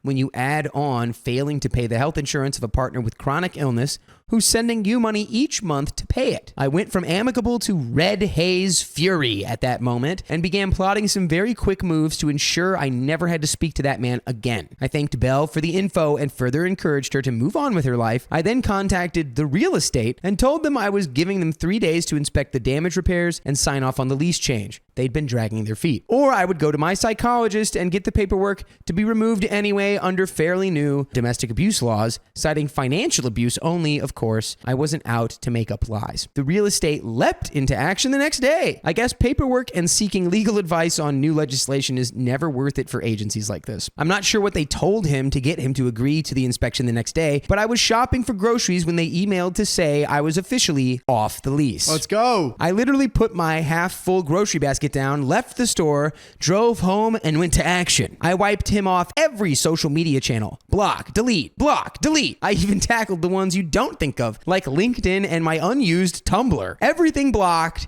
except his phone number. I then messaged all my friends to tell them that we are no longer amicable. He was a liar and a cheat and a thief. And whilst I wasn't going to tell them who to keep as a friend on social media, I would appreciate it if they never breathed my name in his presence, let alone responded to any queries he might have about me ever again. They were great about it, by the way. Then I went to the local post office and sent him a single package with 2 items in it. 1, the necklace that he bought me for Christmas, so it was super obvious I sent the package. And 2, a single Lego minifigure of Belle from Beauty and the Beast that I had ordered express from eBay on the day I found out about his little affair. With Belle. Oh. That tiny doll was a simple message portrayed without a word. Quote, I know about Belle. I know you lost your job. And if you so much as utter a word in my direction, I will tell everyone, including your long-suffering parents, that your employer sacked you for $5,000 of theft, not whatever dumb excuse you gave them. I knew that the subtle knowledge that I could tell his parents would sting the most. His dad is the only person on the planet he respects, which I know because he's the only person of any gender who was never the subject of my ex's constant prolific mansplaining. I received one text message from him the day he received the package. It said, your stuff is in your letterbox. He had returned both items, which I tossed in the trash on my way back to the house, grinning from ear to ear. His acknowledgement of it meant that I had got to him, and he had been dumb enough to show it. It was a cherry on top I didn't even expect, and I walked right into the house to celebrate over a whiskey with my new roommate. My ex hasn't spoken a single word to me in the 5 years since. I know it kills him that he would have to jump through hoops to keep track of me these days, and whilst he might tell future victims I'm crazy, my complete lack of presence or interest in his life makes that lie hard to maintain. My psychologist told me that I had handled him in a textbook perfect way for cutting off a narcissist, and she was super proud of me. I was proud of me too, and it has been fun to finally tell my story. And by the way, you can hear stories just like this one. All you got to do is search up OK Storytime on your podcast platform of choice, whether that's Spotify or Apple Podcasts or iHeartRadio. Whatever floats your boat, there's a bajillion stories just like this. All you got to do is search up OK Storytime. Search it. So before we finish this story, we've got some edits here. I see the play-by-play she did, but I want to know each step that she took and what it did to disarm the narcissist in this scenario. Because the psychiatrist said it was a perfect textbook play. Normally, I don't support the petty revenge, but it feels like everything that OP did in this story was kind of like right on the money. It's like it didn't really go over the line. It didn't get into a territory where I'm like, all right, you're just kind of like, you're hurting your own mental like state more than anything. It's even the necklace and then the little Lego figurine. That's like, That's so perfect. Yo. And then he like gave it back, being like, "Oh yeah, I put your stuff in the letterbox. You just threw it in the trash." It's like, yeah, Yeah, that's no. where. Yes. Dude, one time my ex, I had a bunch of hoodies I gave her. She sent them back and she put a picture of us in there. And I washed all of them, didn't even look through it. And in the washer, there was like fragments of the picture like around the washer. And I was like, oh, didn't feel bad. I don't know. I think that's a strong vibe, sending like a sentimental photo with hoodies that don't belong to you anymore. It's like, what are we doing here? Yeah, I sent her jars. I was going to make a jar of every month we were together with like little letters in it. And I sent her jars back. Or you're like, here's your mason jars. Can I get my hoodie? Yeah. I'll trade you 6 jars for 3 hoodies. That's kind of what happened. I was watching. All right, let's finish this story. Note number 1, I've left out a lot of things and changed some details to keep this as private as possible, because the woman he moved in straight after is, by all accounts, lovely and eventually escaped, though with her own trauma, I'm sure. I only found this out through mutuals, and I blocked her right along with him for my own sanity. Girl, if you see this, I never hated you. I moved on from him so fast, I only feared what would happen to you. I hope you are doing great, as I developed a friendship with a couple of his exes who were total saints in helping me through it, and his daughter has stayed in touch, and she has grown up to be wonderful. Note number 2, my life is infinitely better now, and the shift started within days of our split. Says a lot, doesn't it? Less than 1 month after the breakup, I got a job that doubled my salary, the effects of which my ex's jealous, unemployed eyes got to see in real time in the weeks before I cut him off. I've moved to a whole new city 6 months later, and I've been with my current amazing man for nearly 3 years. He treats me like a princess. Oh, and that is the end of that story. Perfect ending. That is a perfect ending. You went from the slimy slug man to the Nightman. shiny hero boy. Well, that's the end of that story. That is the end of that story. I have the evidence of my ex-wife's infidelity, and I refuse to get rid of it. Blackmail at its best. Started off strong. I, 52 male, used to be married to my ex, let's call her Candy, 52 female, and I loved her very much. We met in our teens when she moved into the neighborhood right before high school, and I instantly had a crush on her, but didn't actually make a move until our senior year. By the way, this comes from user Weird Revolution 432 on the r/OK Storytime subreddit. We got married shortly after she graduated college, and we had 3 children together. Laura, 26 female, Tom, 23 male, and Mary, 21 female. Our marriage wasn't perfect, but I thought Candy was happy with the family and the life we created. However, I was wrong. Candy was bored with me and wanted more excitement, but instead of confessing her feelings and thoughts to me, she went looking elsewhere. According to her, it all started when Candy and her friends went on a girls' trip to Vegas for a weekend. That's where she got wasted and had some fun with 2 male dancers. Candy said that while nothing happened beyond second base, it awakened something in her and she regretted not going any further. Ooh, which one's worse? Her cheating on you or her not really cheating on you, but it awakened something to want her It cheat on you? awakened the beast. A year after that, she started going to bars and clubs for excitement and eventually started hooking up with other men, and at least 2 of her girlfriends would cover for her. I was never the wiser and probably would still be married to Candy if one of her lovers hadn't secretly documented their moments together. He was mad that she had another guy on the side and mailed the evidence to me as revenge. I was sick at seeing all the things that he did, and I didn't respond well. I filed for divorce, and my lawyer used some of the evidence that I was given in court, but not all of it because it wasn't necessary. I still have all the evidence that I was given and just kept it in the attic. Recently, my youngest made some not so great choices with an ex-boyfriend, and I ended up having to get a lawyer for her. I am amazed at how much the laws have changed, and I'm glad my daughter is protected. After it was over, I had a serious sit down with her and told her to be more mindful and that she should always be prepared for this to hang over her head, even if the law is on her side, because some guys just don't care. This was a long and deep conversation, and I admitted to Marie about how I found out her mom cheated and it let it slip that I still have the evidence. 2 days later, Candy was banging at my door demanding that I give her everything and yelled at me for keeping it. I reminded her that those things were given to me and it was made before the law prohibited it, so as long as I don't upload and share it anywhere or sell it to anyone, I'm legally in the clear. This is just weird. This is weird. This is weird. Candy went crying to our adult children. Mary is fully on her side, which is expected, but Tom and Laura are a little different. When asked why, I told my children that I keep it as a reminder of why I should never care about their mother. Tom feels that since I've never done anything with it before, and so long as I don't, that it's okay. While Laura says that she prefers I trash it. She won't cut me off like Marie threatened, so I'm asking, am I the a-hole? a-hole. Yeah, a-hole. First, Candy is an a-hole. She cheated on you. That sucks. Yeah.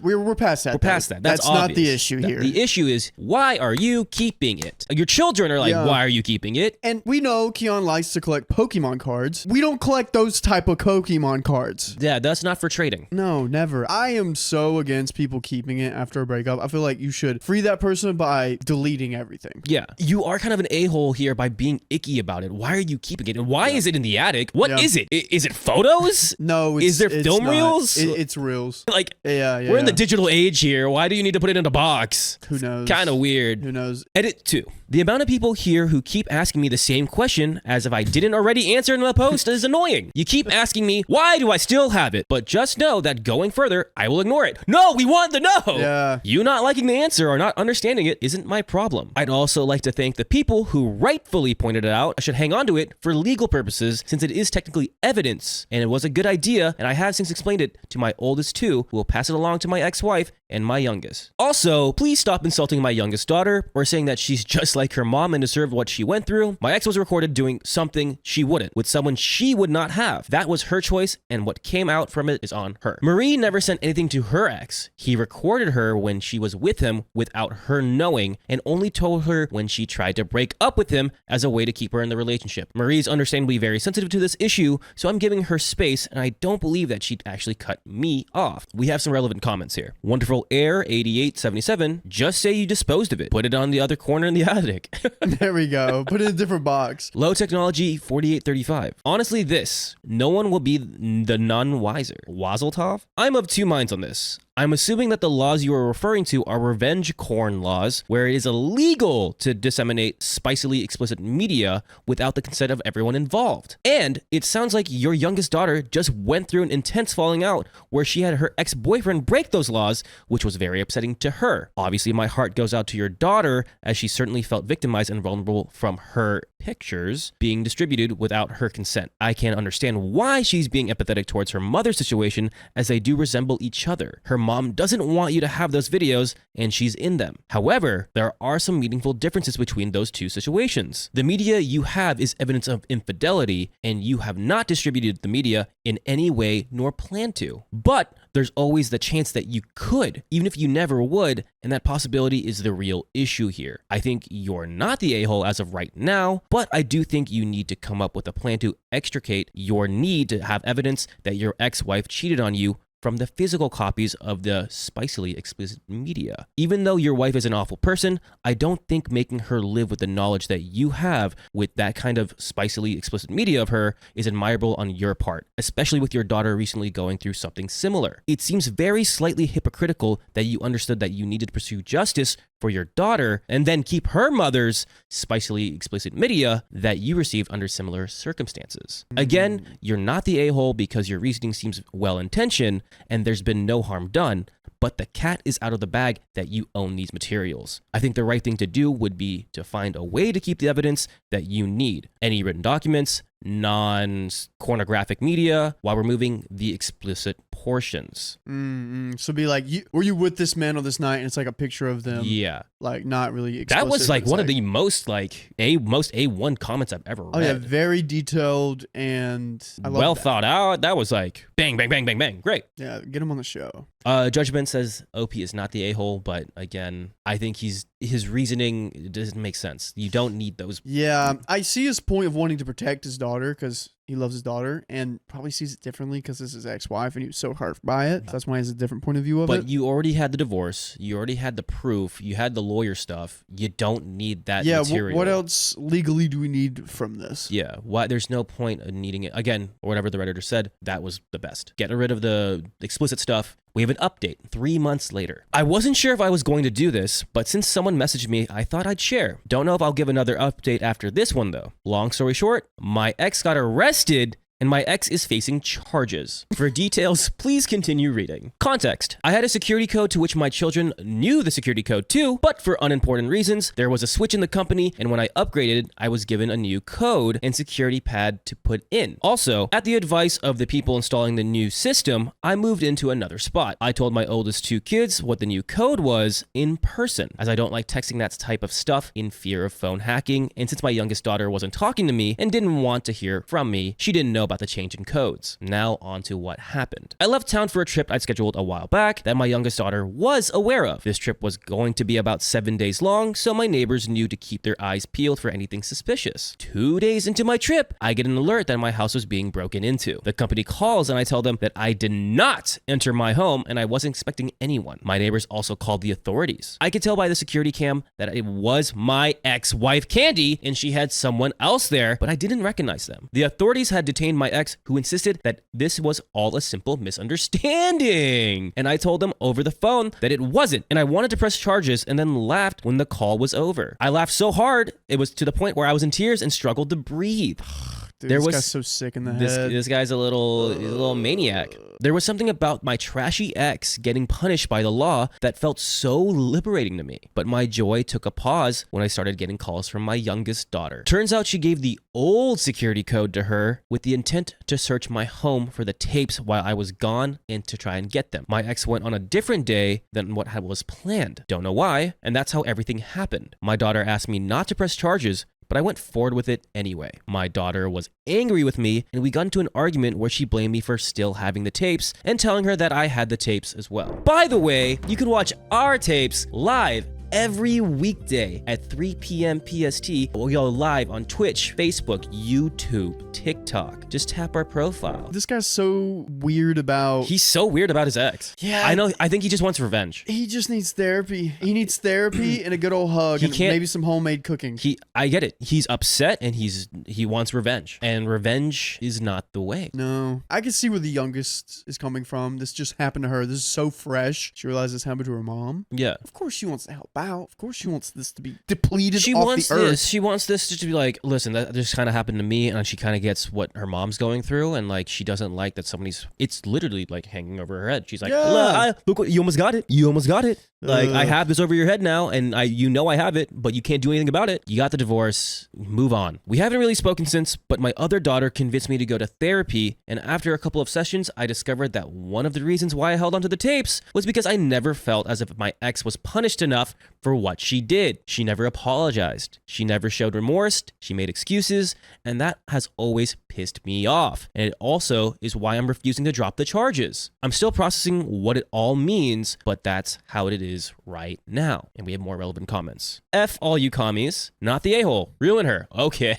they want, they're like pitchforks and all. They're like, we want blood. Whitney, 1975, 1A. She broke into his home and his a-hole daughter was complicit. That's not a misunderstanding. It's a crime. Keep the charges on. Courage Clear 4948. Also, OP maybe needs to explain to his youngest daughter what an accomplice is. Before and after the fact means, and she suffers legal repercussions for allowing the ex to break into his home. That shuts her up real fast. I can't think of one single reason to drop those charges or to let the daughter off from being an accessory, especially now that she was nice enough to admit to her crime, not the a-hole. And that's the end of that story. Wow. I say, one, I'm saying get rid of that box. Yeah. That's my point. Get rid of that box. Because you know why this all happened? Why? Because he didn't get rid of the box. But I think you at least are understanding to move on, which is good. Yeah. And that's the end of that story. That's the end of that one. Let's read another one, Mr. Keon. I refuse to share my inheritance with my sisters because they excluded me for years. That's your money. Don't let anyone touch it. For context, I, 24 female, am the product of an affair. My father was married when I was born, and his marriage fell apart because of it. My dad eventually divorced his now ex-wife, and his 3 kids, my half-siblings, 32 female, 30 male, and 28 male, have always resented me for it. That's so messed up. I understand that they're probably children at the time, but like, OP's a baby. OP was just born. Yeah. By the way, this comes from Single Hope 1009, and if you want to submit your own stories, just go to the r/showcase storytime subreddit. So I understand. What happened between our parents was messy and destroyed their happy family, but I was just a baby, and they've punished me for it my whole life. Growing up, they excluded me from everything. They didn't want me around, made cruel comments when I was, and acted like I didn't exist unless they were making me feel unwelcome. The worst part was when my mom passed away when I was 19. Oh no. While I was mourning my mother's death, they openly celebrated. I found out that they made jokes about how the trash took itself out. How callous. Jesus. And threw a party less than a month after the funeral to celebrate it. That is like so, like they need to go to therapy. Oh my goodness. That broke me, and I've been in no contact with them for years over it. Our shared grandmother wasn't much better. She wasn't outright cruel to me, but she clearly favored my half-siblings. They spent vacations and summers with her while she barely acknowledged me. She also made it known on more than one occasion that she wanted her jewelry to go to my oldest half-sister, 32 female, when she passed away, as the oldest female grandchild in the family, since she never had any daughters of her own. It was well established to everyone that knew her that this was her intention.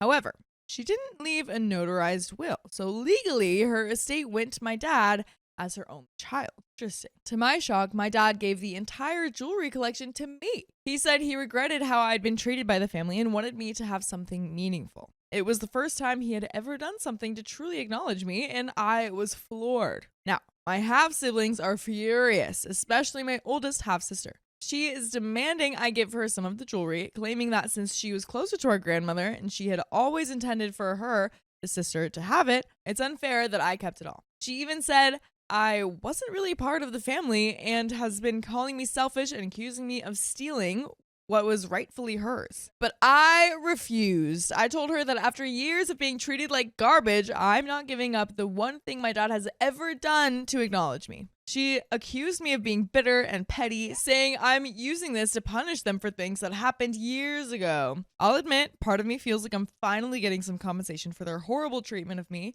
but the other part of me wonders if I'm being petty or cruel by keeping it all when the others were so much closer to her. So, am I the a-hole? Edit to add, due to some people making assumptions about my mother, she did not know my father was married originally. They married after my father's divorce because at the time my mother could not support the two of us by herself, and being an unmarried pregnant woman was a major cultural taboo for her. My father spent a majority of his time home, when he actually bothered to come at all, trying to make it up to his children and my half-siblings when it was his time with custody. As far as I'm aware, my mother never treated them poorly. They tended to ignore her, and she did the same when they were around our house. And there are some comments, but what do we think? Is OP the a-hole? I don't think so. Like, is it petty? Sure.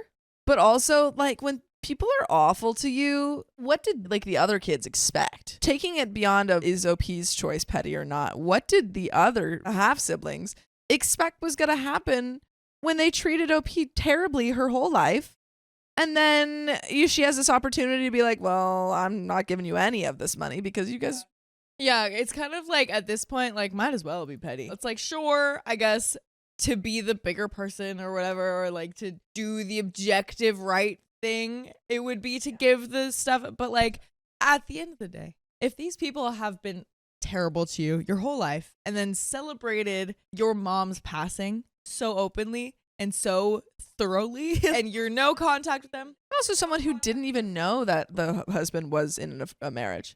Like, she didn't even know. And like, the dad is clearly to blame here. It's like, if you want to go attack someone, go attack your dad. He's the one who gave it to me. Why are you coming after me? Yeah, exactly. So it's like, if all of this stuff is happening and you clearly don't have any sort of positive relationship with these people and don't ever care to or don't plan to, and you're already cutting them off, like, might as well just be like, yeah, screw you guys, I'm keeping it. And also, yes, it might be a petty decision, but it's also like a decision of, like OP said, this is the one thing that I got from my dad. This is one acknowledgement I've had of his wrongdoing and of how I've been treated and all of that stuff. So it is somewhat symbolic. There is an update. So 4 days later. First, I want to thank everyone for the responses, advice, and support. I never expected this post to gain so much attention, and it's been overwhelming, but also incredibly validating to know that so many of you understand where I'm coming from. After reading through the comments and reflecting on everything, I decided to stand firm in my decision to keep the jewelry. Yay! This is the first meaningful gesture my dad has ever made towards me, and I'm not going to give it up, especially to people who have done nothing but make me feel like an outsider my entire life. For greater clarification, the jewelry also represents a greater apology to me. No one had ever apologized for the treatment I faced throughout my entire childhood, even when I chose to cut them off. Not for the constant name calling, not for the actual slurs they would regularly call me, not for the unwanted comments of my weight and how I was a pig, just like my mother. None of it. I'm actually wondering, based off of that, like, comment slurs, if OP is not white and this family is white, and that's contributed to a lot of this kind of vitriol and stuff directed towards OP. I mean, we don't know that for sure, but like the slurs. In which case, like, even more so, I wouldn't want to give these people anything. Before, this is the only apology I've ever received, even tangentially, relating to my childhood. And yes, I am very aware of how bitter I sound here. That said, I don't want to completely close the door on reconciliation, so I reached out to my dad to discuss everything. I asked him why he gave the jewelry to me and what he thought about the backlash from my half-siblings. He admitted that he regrets how he handled things during my childhood and feels that he prioritized the other kids at my expense. Giving me the jewelry was his way of trying to make amends, even if it's late. I also told him about how my half-siblings were treating me now and the things they had said about my mom in the past. He was upset and said that he would speak to them about their current behavior, though it wasn't my intention and I doubt it will make much of a difference. But it absolutely is his responsibility. I mean, he's trying to do a nice thing, quote unquote, but in doing that, it's opening OP up to even more hate. So it's his responsibility if he's going to make this decision to also follow up and make sure that she's not getting more backlash from the family members. Absolutely. I mean, he's like the only one that kind of can. Even if it won't work, it's like worth a shot. As for my half-siblings, the situation has only escalated. My oldest half-sister, 32 female, sent a long message accusing me of being vindictive and selfish, still claiming that I'm taking the jewelry out of spite, which I suppose is partially true. She tried to guilt trip me again by bringing up how close she was to our grandmother and how much she wanted these specific pieces to remember her by. I didn't respond, but I've saved the messages in case things get worse. Good idea. Unexpectedly, my middle half-brother, 30 male, reached out privately. He admitted he was wrong for how he treated me in the past and apologized. He said that he doesn't care about the jewelry and just wants to move forward. I told him I appreciated his apology, but I need time to process everything before I can even consider having a relationship with him. That's a great thing. Yeah, I am like a little bit worried though. But hopefully it's just being nice. Hopefully. I am still no contact with my oldest half-sister and youngest half-brother. At this point, I don't see that changing. To those wondering about the jewelry itself, I've decided to have some of the pieces appraised and restored. I plan to wear a few of them on special occasions and keep the rest stored safely. They hold sentimental value to me now, not because of my grandmother, but because they represent a step towards my dad finally seeing me as a part of the family, even if it's imperfect and overdue. That said, after speaking with my middle half-brother, I've come to understand most of my half-sister's anger and attacks come from a place of grief. As such, I plan to give her my grandmother's favorite pair of earrings. That is much nicer than you need to be. But yeah, props to you. Yeah. She wore them constantly, and while I doubt my sister will have any gratitude towards me, I'm sure she'll appreciate the gesture nonetheless. And you know what gesture I would appreciate always is you going to your favorite podcast app, iHeartRadio, Spotify, Apple Podcasts, whatever it is, searching up OK Storytime and finding more episodes with stories just like this one. It means so much. But there is a little bit more, but what do we think about these possible solutions right now? I honestly think OP is being very nice. The fact that she's willing to like give this specific piece, saying like, you know what, fine, I don't care if you thank me or not, but I'm gonna give it to you, is making steps towards having a better relationship with one of her half siblings. I think this is all the right moves. I agree. I do think it's a classy move to at least give like, you know, the one pair of earrings, but I'm keeping the rest of it. That's a good way to go about it.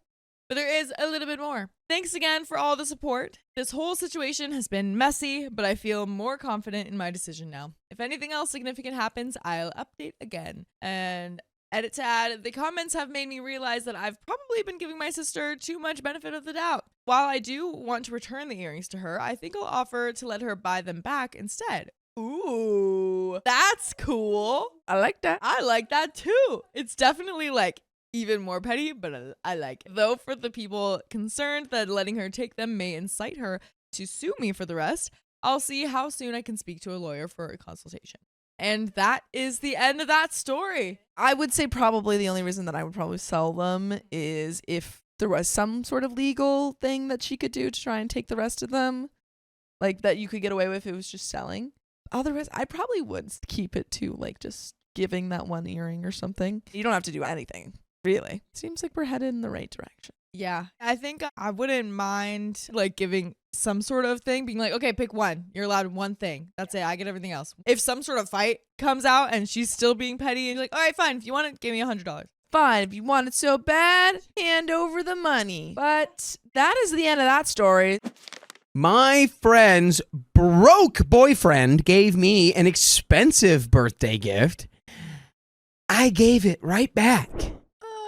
this is too expensive for me. Hi, everyone. Last week, I celebrated my birthday with my friend group. We're all fairly close, and whilst we never discussed presents or gifts explicitly, we all kind of naturally fell into an unspoken pattern around what kind of birthday gifts we give to each other. We do gift, but they're usually in the 10 to 40 euro range. By the way, this comes from Beneficial Hall 5320. God bless me. And if you want to submit your own stories, go to the ROK Storytime subreddit. So think things like maybe a book or a voucher for theater tickets, maybe a nice little bottle of wine, that kind of stuff. We're all young professionals or grad students, and that just fits our general income level. A good friend of mine brought her boyfriend to the party, and he gave me a gift of his own, separate from my friends. Without going into too much detail, it was a small object that had a very thoughtful connection to a trip I took in winter. I was genuinely very thankful for the gift and thought it was lovely. However, when I unpacked said item at home, something about it just caught my eye. Certain parts of the item that I would have expected to be made of glass didn't look like glass. I ended up Googling the maker's mark on the bottom and found the exact same item online for the price of 750 euros. Now, it'd be one thing if this guy was a trust fund kid for whom that kind of money was just peanuts. I'd still feel uncomfortable, but at least there'd be some logic to this. But my friend's relationship with this guy already has massive problems, which are largely centered around him being underemployed and making her pick up the tab for their shared lifestyle to an undue degree. We honestly all expect their relationship to fizzle out soon because they obviously aren't compatible in some key aspects. So now I've got this 750 euro item on my shelf, and I've no clue how to handle this. It feels extremely inappropriate to have this thing. I'd feel uncomfortable accepting this sort of gift from almost anyone I know, but the fact that it's a friend's romantic partner, and I'm attracted to the same gender and her boyfriend knows, but still, and B, said friend has issues with her partner's handling of his finances just makes it even worse. It's also a highly specific item that I don't think he'd be likely to just have, so I'm pretty certain he must have bought this for the occasion and be aware of its value. So what do I do? What do I do, Lord? My friend seems to be totally unaware of the value of the item. Do I tell her? Do I contact the boyfriend and ask him what the F he was thinking? How would you handle this? And there are some comments here. Honestly, I would just reach out to the boyfriend. Yeah, really? Yeah, I wouldn't. I mean, like, I You're wouldn't. not close to the boyfriend. You're close to the girl. Than the boyfriend. Right, but it's like, I think just on principle, it's like, this isn't a thing where it's like he doesn't handle his finances well. What if OP? What if the girlfriend didn't get anything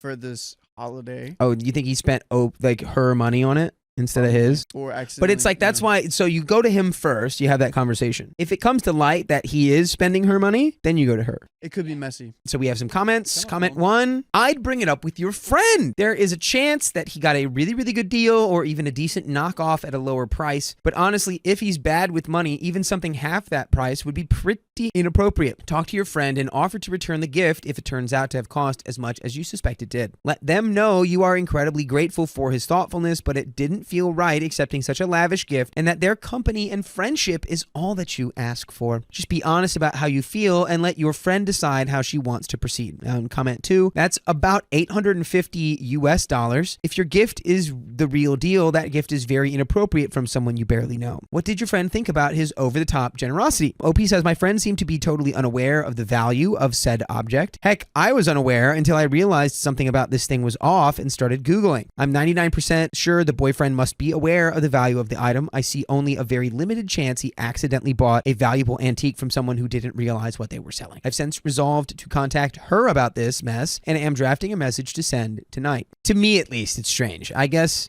it makes sense, but like the road we said earlier, there's 100 ways to get this destination. I guess so. Taking the dirt road. I guess so. It's like I would just talk. I would get it from the horse's mouth first. You know what I mean? I would ask the boy. I'd be like, you can lead a horse to an interrogation room, but the horse won't talk. Yeah, but like, you know, that's why you don't make it an interrogation. You just go, hey, I noticed something weird about this. Where did you get it? Sometimes you take the horse to a coffee shop to just hang out and catch up, but the horse won't. I don't know. Yeah, just I would try to suss it out. I see. Anyway, there is an update. Let's go ahead and dive in. To summarize my original post, my 26 female friends, 26 female perpetually broke boyfriend, 28 male, gave me a birthday gift and and it was expensive. Theories are to what happened included him not being aware of the value, buying it from someone who didn't know what they were selling, or him trying to somehow hurt his girlfriend or my friend, and or trying to hit on me in a bizarre and inappropriate way. I ended up texting my friend and telling her that I had researched the gift and discovered it was worth a very inappropriate amount of money. She was very surprised by the entire situation, especially considering her boyfriend, who is now an ex, but more on that later, is perpetually broke and makes her foot the bill for their shared lifestyle. She came over to my place together. We called him on speakerphone where she demanded some answers. Long story short, he stole it from his own mother.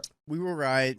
We were freaking right. Oh, scumbag central. Wow. From his own mom. Stole it from your own mom. What? I don't know where you need to go to fix that kind of behavior. He's still being a bit shady about some details, but we managed to piece together the sequence of events to a satisfactory degree. So my friend was supposed to be coming to my birthday party straight from work. When she left her office, she realized she had forgotten the gift she planned for me, which was a book at home. Since she was already running late and her place is pretty far from both her work and my flat, she chose to text her boyfriend, who was having dinner at his parents' home at the time. She knew he was there and knew his parents lived close to me, so she asked him to just buy a copy of the same book at a bookshop on his way to my place so they'd have a gift. For reasons known only to him, he did not choose this simple, reasonable solution to the we forgot our gift issue. Instead of leaving 5 minutes early to pick up another copy of the book, he chose to grab a random item off his mother's living room shelf without asking her. Which, by the way, guys, people can lie to you.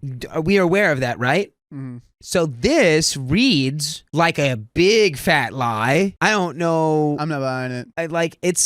I feel like this was premeditated. Yeah. He had no idea what it was. He just thought it looked pretty, took it, and stuffed it in a paper bag. He also did not text back my friend or react to her calls, so she reasonably assumed he hadn't read her messages and ended up going back to get the book, which was why they arrived separately with separate gifts. Meanwhile, the boyfriend had unknowingly gifted me not just any antique. No. This item had been passed down to his mother from 3 times great-grandmother. It had been in his family's possession for literal centuries and was the only tangible connection his mother still had to her home country, which incidentally is also my mother's home country, which he wasn't aware of, meaning that what I thought was a thoughtful connection to my trip was a total coincidence. He had no idea of the item's cultural significance. What? How are you going to steal? What? You steal from your mom, not only just that's already bad, you steal something that's been in your own family for over 100 years, and you just shove it in a paper bag and give it away. What? Instead of going to the bookstore. Getting a book. You know what? OP's friend's boyfriend just hates books. Yeah, you could have just He's shoplifted a book. Too. He's you, dude. He's me. He's you. He hates books. It's not that I hate books. It's You hate just the they're letters hard in to the read. books. My friend immediately made him call his mom to fess up to the entire situation. His mother had been running herself ragged trying to figure out where this item disappeared to for days. Obviously, she never suspected thievery and was blaming herself terribly for having lost something this important. The boyfriend actually had the gall to try to convince her not to make her call his mom. What a scumbag. He wanted to sweep the entire thing under the rug. Of course, we didn't let that happen. His mother came by my place this morning, and I returned the item along with some apologies for not starting investigations immediately and some nice chocolate. We had a lovely conversation about our shared cultural heritage. I assured her that the item had been treated with dignity for the entire time it was in my possession, and we parted ways with a hug. She also told me that my initial estimate of the item's value was incorrect. It's actually worth even more money. It would probably sell for a 4-figure sum at auction. 24,000. Yeah. Easily. And by the way, you know what's in the 4-figure sum? What's that? The amount of hours that you can listen to OK Storytime on your podcast platform of choice, whether that is Spotify or Apple Podcasts or YouTube even, or wherever you get your podcasts from. Just search OK Storytime and you will find it. And that's 48 consecutive days. So let me make sure I did the math right in my head. I did some fast math. I'm pretty sure this is in the 4-figure territory. So we're going to do 24 hours times 48 days. And that is 1,152 hours. So that is 4 figures worth of OK Storytime. We know they broke up. Yep. Which is what you do to a scumbag who steals cultural heritage knickknacks from his own mother. From their mom. and then goes, no, don't tell her. Let's gaslight her. call her. Please help me gaslight my mom. She's gonna be mad. I don't know what she wants to do with her son, but I hope she whoops his butt. My friend, for obvious reasons, broke up with him. Lessons learned: Google suspicious gifts and lock away your sentimental/valuable items when your people you're not entirely sure about come over. The gall of this man. Okay, I remember reading your first post. What was the gift? Why not put us out of our misery and say what it is? Yes, OP. All right. It's super specific, but it's a special kind of religious devotional triptych made, in the case of my particular one, of silver and real effing rubies. They're called travel triptychs and common in my family's home region, though of course they aren't usually made of silver and gemstones. I initially grew suspicious because of the maker's mark saying that it's silver, and specifically saying that it's 800 silver, which is a kind of silver used only up until the 1800s. Modern silverwork uses 925 silver, aka sterling silver. The religious aspect wasn't very meaningful to me, but my family's home city is famous for its silversmithing, and my mother's family were silversmiths, and this item specifically is beautiful. Maybe your family made it. Of course it is. It's $1,000 antique inlaid with rubies. Super specific, but this MFer basically accidentally gave me a gift that would have been, if it had come from someone else, pretty dang amazing. Wow. Huh. What a cool thing. That's pretty cool. I want to look up travel triptych right now. He's gonna look up travel triptych. I'm not behind the computer desk to look that up. I do not have. Yes, a but you know what? I'm gonna pass you this. He's gonna pass me that this. That was the first story of that was episode. The first story of the second episode. Let's go. Travel triptych silver rubies. Yeah, it is. It's one. It's like Oh. It's one of these. It's like the foldable. Oh wow. And then it folds up. I guess they call it a triptych because there's 3 of them. That's crazy. Well, it folds up. Yeah, just snag that off the shelf. It's like your own little prayer room. You know, you take it wherever you want. Right, exactly. It's like a little tiny. Yeah, it's a little prayer portrait.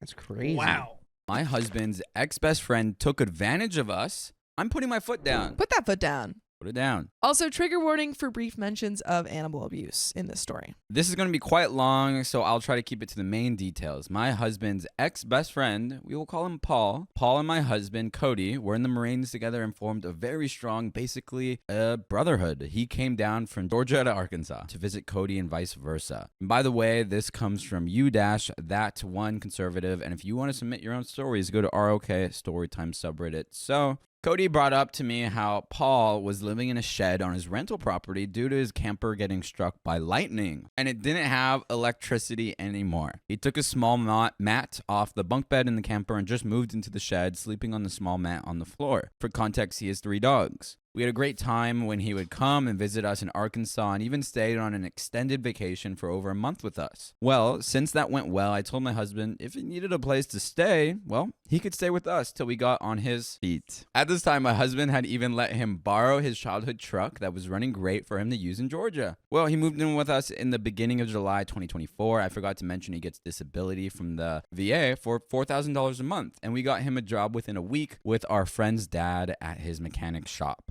We have 4 dogs ourselves, so adding 3 more was quite stressful at first, but it was manageable, and I love dogs, so it was fine. 7 dogs in one household is a lot of dogs. That's a so lot many of dogs. Whoa. It's now September 2024. My husband and I have had multiple miscarriages and struggled with infertility. It's awful. We found out that month we were pregnant with our rainbow baby. We were so insanely excited and just shocked since it had been over 2 years since our last miscarriage. After it came out that I was pregnant, Paul started making comments about how we just had to get pregnant and basically ruin his plans. His plans? What are his plans? What? He's like, all my plans. A couple of months go by and Paul and I have had some problems with him saying disrespectful stuff to me and me also snapping back at him. Wonder if this is more general, if this is like related around the child. Childbirth. He started to spend more time away from the house with his boss's son. That boss's son was my husband's friend since high school. There was a whole friend group that my husband had been friends with since he was young. Meanwhile, he had his dogs in their kennels from sun up to sundown. He also would be to one of the dogs, him on the ground. Freaking trebuchet. Dogs. That's terrible. Nah, don't even You should go to give him the jail for luxury that. of the trebuchet. You should go to jail for that. The dogs, the poor dogs. That's terrible. I'm done. This guy's done. He did not appreciate when I told him that was too much. I also brought it up to my husband that he needed to talk to him because that is completely uncalled for, and it made me beyond pissed. Honestly, I would even go one step further, and I would say you should call like an animal abuse thing. I would hit him with if I see you doing that Yeah. ever again, you're out immediately. Yeah, I think that you should absolutely call some sort of like line about animal abuse, because this is unacceptable. Yeah.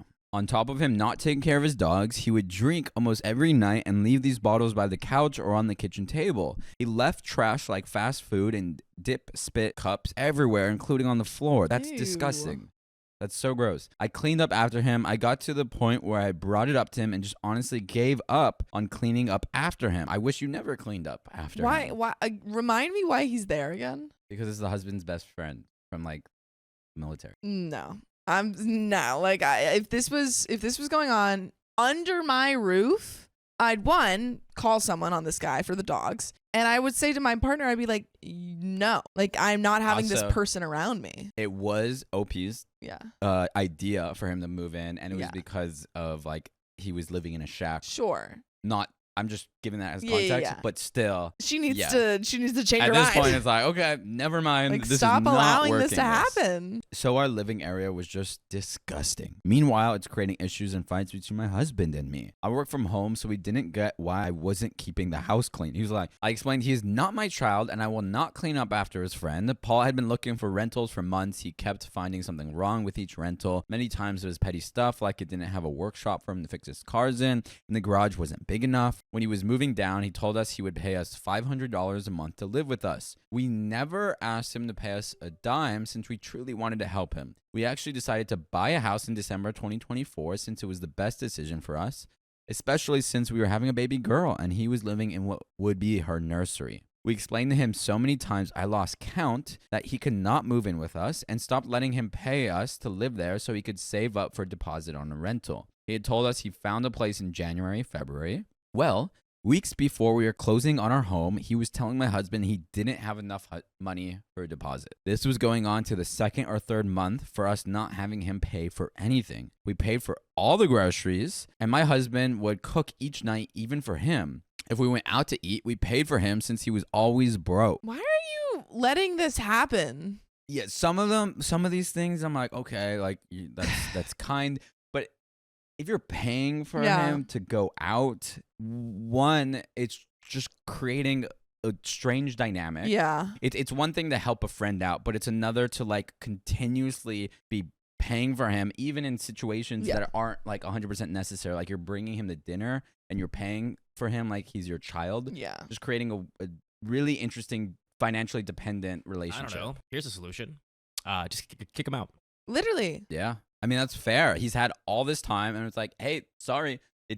We tried to help you out. It's causing problems. You're being disrespectful. You're abusing your dog. Like, this is not working out. So if we went out to eat, we paid for him since he was always broke. The bills he had were a car payment, insurance, and a phone bill. He'd broken my husband's truck that he was borrowing and had to go get a truck from a dealership. The engine blew up in the truck because he did not put oil in it. He claimed he put $6,000 into the truck, so that meant he should be able to keep the truck. I've not seen one receipt for any of those charges. He also bought new tires for it and put those tires under my husband's name. My husband put $550 down for the tires himself, and Paul said he would pay him back since he wanted the tires. I'm confused. Is this the husband's truck or this is the husband's truck. okay? Yeah, that the friend is borrowing. And then saying that it's his now because he put a lot of money into it. Yes. Okay. Well, I guess so. the question would, did you ask if I put all this money in, is it my truck now? Because if not, it's not your truck. It's not your truck. The truck did not need new tires whatsoever. My husband also paid the bill on them when Paul got behind on payments multiple times. So this information will come in handy later. So back to now, late January 2025, very recent. I sent Paul a message explaining he could not move with us to the new house because of how stressful he was making my pregnancy with threatening me. He took a screenshot of that message and sent it to my husband's whole friend group and said that I was punting him out. I never said get out. He still had almost a whole month to get into the rental he claimed he had. The friend group then unfriended my husband and took Paul's side. And then you text them all and you say, yeah, totally understand. You guys should take him in. Yeah. Take him in. It's so great having him there. Wonderful. It's He really cleans. great. He doesn't leave any tip cups around all over the floor. Ever. And he treats his dogs wonderfully. Mm-hmm. One of the friends in the group my husband was supposed to be a groomsman for, but was told he was not going to be part of the wedding party going forward. I knew Paul was definitely making up lies to the friend group about me and definitely crap talking to them, but I just didn't care because I'm in a high-risk pregnancy and I'm trying to enjoy the last few months. I will not lie and say I didn't snap back at Paul because I most definitely did. I was walking on eggshells in my own home. If we went out, I got onto Paul because he would blatantly stare at women to the point they got uncomfortable. If someone turned him down, he would literally say to the bartender or waitress, F-U-B. This man is a menace. Kind of really shocked why your husband is friends with him at all.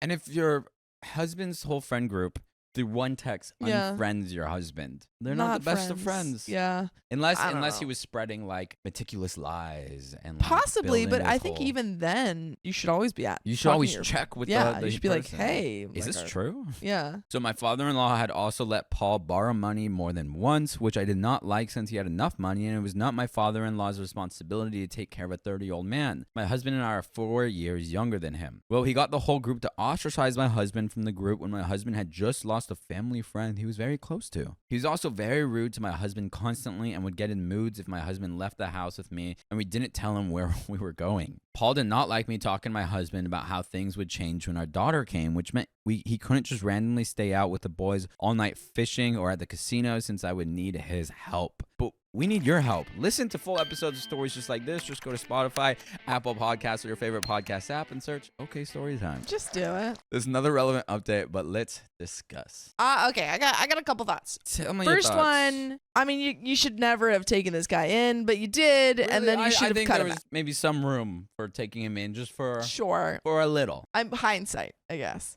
But then you did, and he sucked, and I think you needed to. You could have kicked him out way sooner, and then all of your friends just or all of your husband's friends just kind of switched so quickly. I don't know. I don't trust your husband. Oh, I don't trust your husband anymore. Because I feel like people are a reflection of their friends. And if you have a friend like this who I can't imagine is like only a horrible roommate, I feel like he must be horrible in all areas of his life. this man. Yes. Well, yeah, he's cussing out women that reject him. Exactly. So I'm like, if I had a friend who was like that, you can't just let that slide. For sure. And I feel like this husband was probably letting a lot slide until it directly impacted him. Yeah, there's a whole conversation around the husband's complicity. Yeah.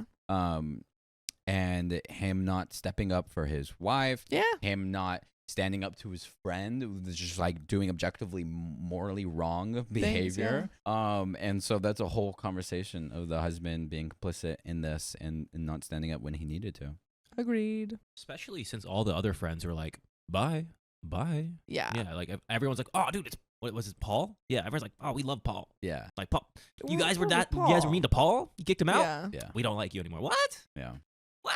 I did take pictures after he left all the areas he was in consistently to show how nasty he was living. He had dog hair stuck to the floor because of his dog pissing on the floor and him not cleaning it. I'm going to stop this thread here just because this whole situation has been exhausting and there's so much more to tell, but I'm just glad it's over with. So am I the a-hole for standing up for myself to my husband's ex-best friend who then had my husband's friend group all unfriend him? No. I think your boundaries should have been stronger. Yes. And earlier. I And agree. your husband should have had boundaries. And the husband should have had boundaries, and I And shouldn't understand have been friends with these friends. boundaries are extremely difficult for most people, and so I'm not dissing you for this. But also, But again, there is room for even more boundaries than you're putting down right but now. Yeah. Wasn't OP also like the third trimester or something like that, or like second? Yeah, and also trimester? pregnant. Yeah. Oh, and yeah, great point. Yeah, Yeah, this is and the you're health of dealing your with- child.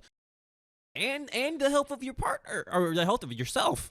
Yeah. Yeah. Your child, and like, it's just, And yeah, dude, and what? OP for sure. What the fact that everyone is like so negligent here is like is making me upset. Shocking. Yeah, so it's more than just like, oh, I'm being disrespected. It's the health of yourself and the child. My ex-boyfriend's brother despises me, so I ruined his relationship. Sounds pretty fair to me.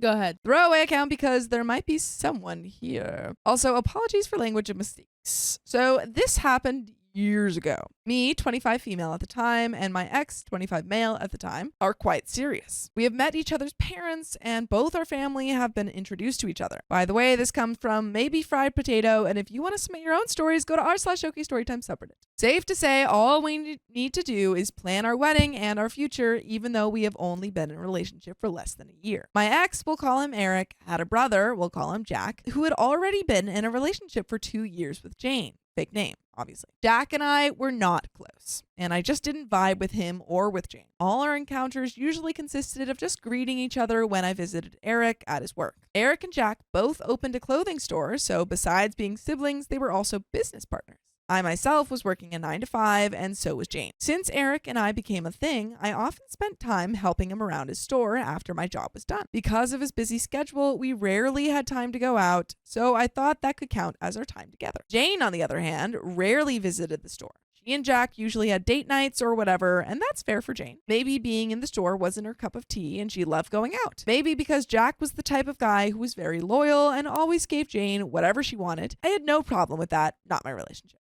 But I noticed Jack was not working as often as before. The working system between Eric and Jack was shift-based. Usually Eric would be at the store from opening around 10 until maybe 4 in the afternoon, and Jack would come from 4 till closing at 8. Every other day they would switch shifts. But since I started hanging at the store, Jack would often come at 5 or 6, so his shift only lasted 2 to 3 hours. That pissed me and Eric off. I loved Eric, but I still valued my time. Plus, at that time, Eric had not proposed to me yet, so technically I was not part of their family. Why would I use my time and let people not appreciate it? I told Eric my thoughts, and he understood, so I no longer hung out at the store. Eric also talked to his mother, but his mother took Jack's side, saying that Jack also had a side job and that Eric also often came late. Eric came late once after picking me up to the store. We were stuck because of heavy rain and all the streets were flooded up to our upper thighs. Dang, what did she expect us to do? Swim? Sounds like a little bit of golden child going on here. Yeah. One night, Eric's mother invited me and my family, my mom and my brother, for dinner at a nearby restaurant. We agreed. The dinner went well. Jack and Jane were also there. Maybe they had started to feel the inconvenience of my absence at the store because Eric's mom asked why I didn't come to the store anymore. I got quiet for a while, contemplating which personality I could let out that day. Fortunately for them, my nice side was strong that night. I said I was just tired and usually didn't help much, so I didn't want to bother Eric. He did not push further. My surprise, Jack started ordering beer. It surprised me because I didn't know this dinner was supposed to be that casual, especially with my brother and mother around, as this was only their second time meeting each other and the first time meeting Jack. But I wasn't going to be the one paying the bills, so I shut my mouth. After dinner, Eric's father started speaking about why they had invited us. They planned to give Eric full control of his store, and they had also bought a small house that was in the middle of renovation. They were also planning to give one of their cars as my dowry. We're Asian, so it's not rare for parents to provide a dowry for the bride. This was also a moment for them to flex their wealth. My brother told them that it was very nice of them, but we wouldn't be needing the car as my brother had already bought one for me. And in a moment of pettiness, my mother said, "You only have 2 cars and Eric's brother seems to depend on them more, so maybe it would be better to give it to him. As for Eric, we could take care of him." I bit my lip to make sure I didn't smile. My mother and brother already knew how unfairly Eric was treated in his family. How unfair, you ask? His mother and father flew out to a different city on Eric's birthday, exactly on the day of his birthday. For what, you ask? To enjoy a lovely vacation with Eric's mother's siblings. On your son's birthday? The one that happens on the exact same date every year? You couldn't plan that after his birthday? And on Jack's birthday, they planned him a party, inviting extended family and everything. So yeah, how unfair, you ask? Wow. Man. That's wild. Man, wait, okay, sorry, I didn't register. They Yeah. gave Jack an entire Yeah. planned out family gathering birthday and Yeah. left the country for Eric. Yeah, because they wanted to spend family time with other family members on Eric's birthday. That's Eric crazy. clearly isn't family. I guess not. Anyway, maybe Eric's mother and father sensed my mother's tone, so they didn't say anything further. Jack and Jane also didn't say anything, but Jack kept drinking beer, and I noticed he started getting a little red, but wasn't tipsy yet. Maybe this decision was Eric's father's, and Jack couldn't change his mind. That's why he was pissed. Eric's father got the bill, and we stood from our table. Our table was on the 2nd floor, so we needed to walk down in order to leave the restaurant. This is where it got juicy or dangerous. Uh-oh. Jack pushed me down the stairs. Is this a child? What's going on? Is this a psycho child? What is happening? Yes, I said or wrote it right. Everyone saw it. Eric and my brother rushed to help me and make sure I was okay. My head high-fived the wall, so I got dizzy. And I got pain all over my body from rolling down the stairs. Oh my God! So it wasn't just like a, trip. It was like a boom, boom, boom. Boom. Jeez, man. Can you like arrest this man for assault? Probably. That feels like if you push someone down the stairs, that feels like a crime. I'm sure. And they have a bunch of witnesses. You could die from that. Yeah. You hit your head wrong. Both of Eric's parents yelled at Jack for his actions. My mom was mad at all of them. Eric and my brother kept badgering me to make sure I was okay. All the noise just made the pain in my head worse. I yelled at them to be quiet. The restaurant staff ushered us into the VIP room after seeing what happened, not only to make sure I didn't have any serious injuries, but also to avoid further commotion. Eric's mother asked if I was okay and apologized for Jack's behavior. At the time, I was tired and pissed, so my petty personality took over. I told her that what Jack did was not acceptable and couldn't be resolved with just an apology because he had tried to harm me. So Eric's mother asked what they could do to make it right. And this is where I became an a-hole. I told her, well, since Jack has a problem with Eric but took it out on me, it's only fair if Eric does the same to Jane. Uh-oh. Now, I know that was an a-hole move, but in my mind, this is what I expected to happen. Jack would protest that it wasn't fair since I had a problem with him and not with Jane. And I could say, yeah, exactly. So why would you harm me if you had a problem with your sibling? But to my surprise, he said nothing. He got quiet. Everyone got quiet. My mother, brother, and Eric getting quiet was normal. They knew me well enough to know my intention. But Jack and his family, on the other hand, were just going to accept my request.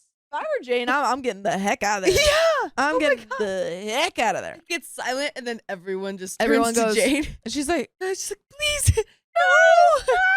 Oh my God. That's crazy. Terrifying. I'm running out of there. Dude, I'm out of there. I saw Jane go pale as the silence got longer. She looked at Jack with disbelief, so I broke the silence. Wow, you're really going to let it happen? I asked Jack. He said nothing, and that alone explained what kind of a person he was. Dude. But I know what kind of a person you guys are. If you listen to full episodes with stories just like this, just go to Spotify, Apple Podcasts, or your favorite podcast app and search up OK Storytime. But there's a little bit left of the story. Do you have any thoughts? Because that was insane. Crazy. That was crazy. That's wild. Her sarcastic advice. I think like that's just a perfect example of it being like, you know, she has this example or this hypothetical thing of like, oh, well, if this was fair to do to me, then it must be fair to do to her. Yeah. Trying to point out how ridiculous it would be. And then everyone is like, that's a good point. I didn't think about that. That's a great point. And she's like, wait. What? Like, no. You got a bunch of psychopaths in this family. You're crazy. Jane's got to leave the family. Yeah. OP's got to leave the family. And then they become best friends.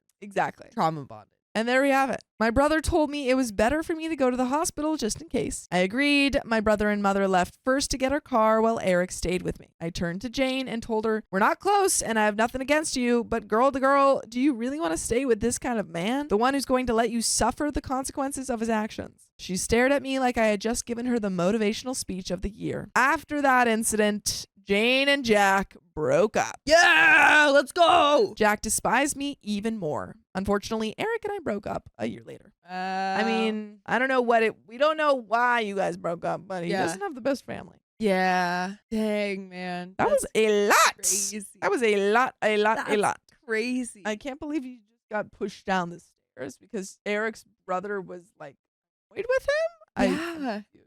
That's wild. See, that's kind of a good example of like, you know, when you're dating someone, they might have a crazy family and you don't know. You're not dating. No. Like, you're not dating for, you know, the other person's family. You're dating for them. But sometimes the other family is so crazy that you just can't. You just can't do it. Because that's your safety is now involved. Truly. And that's the biggest red flag. And that's the long and short of it. Dang.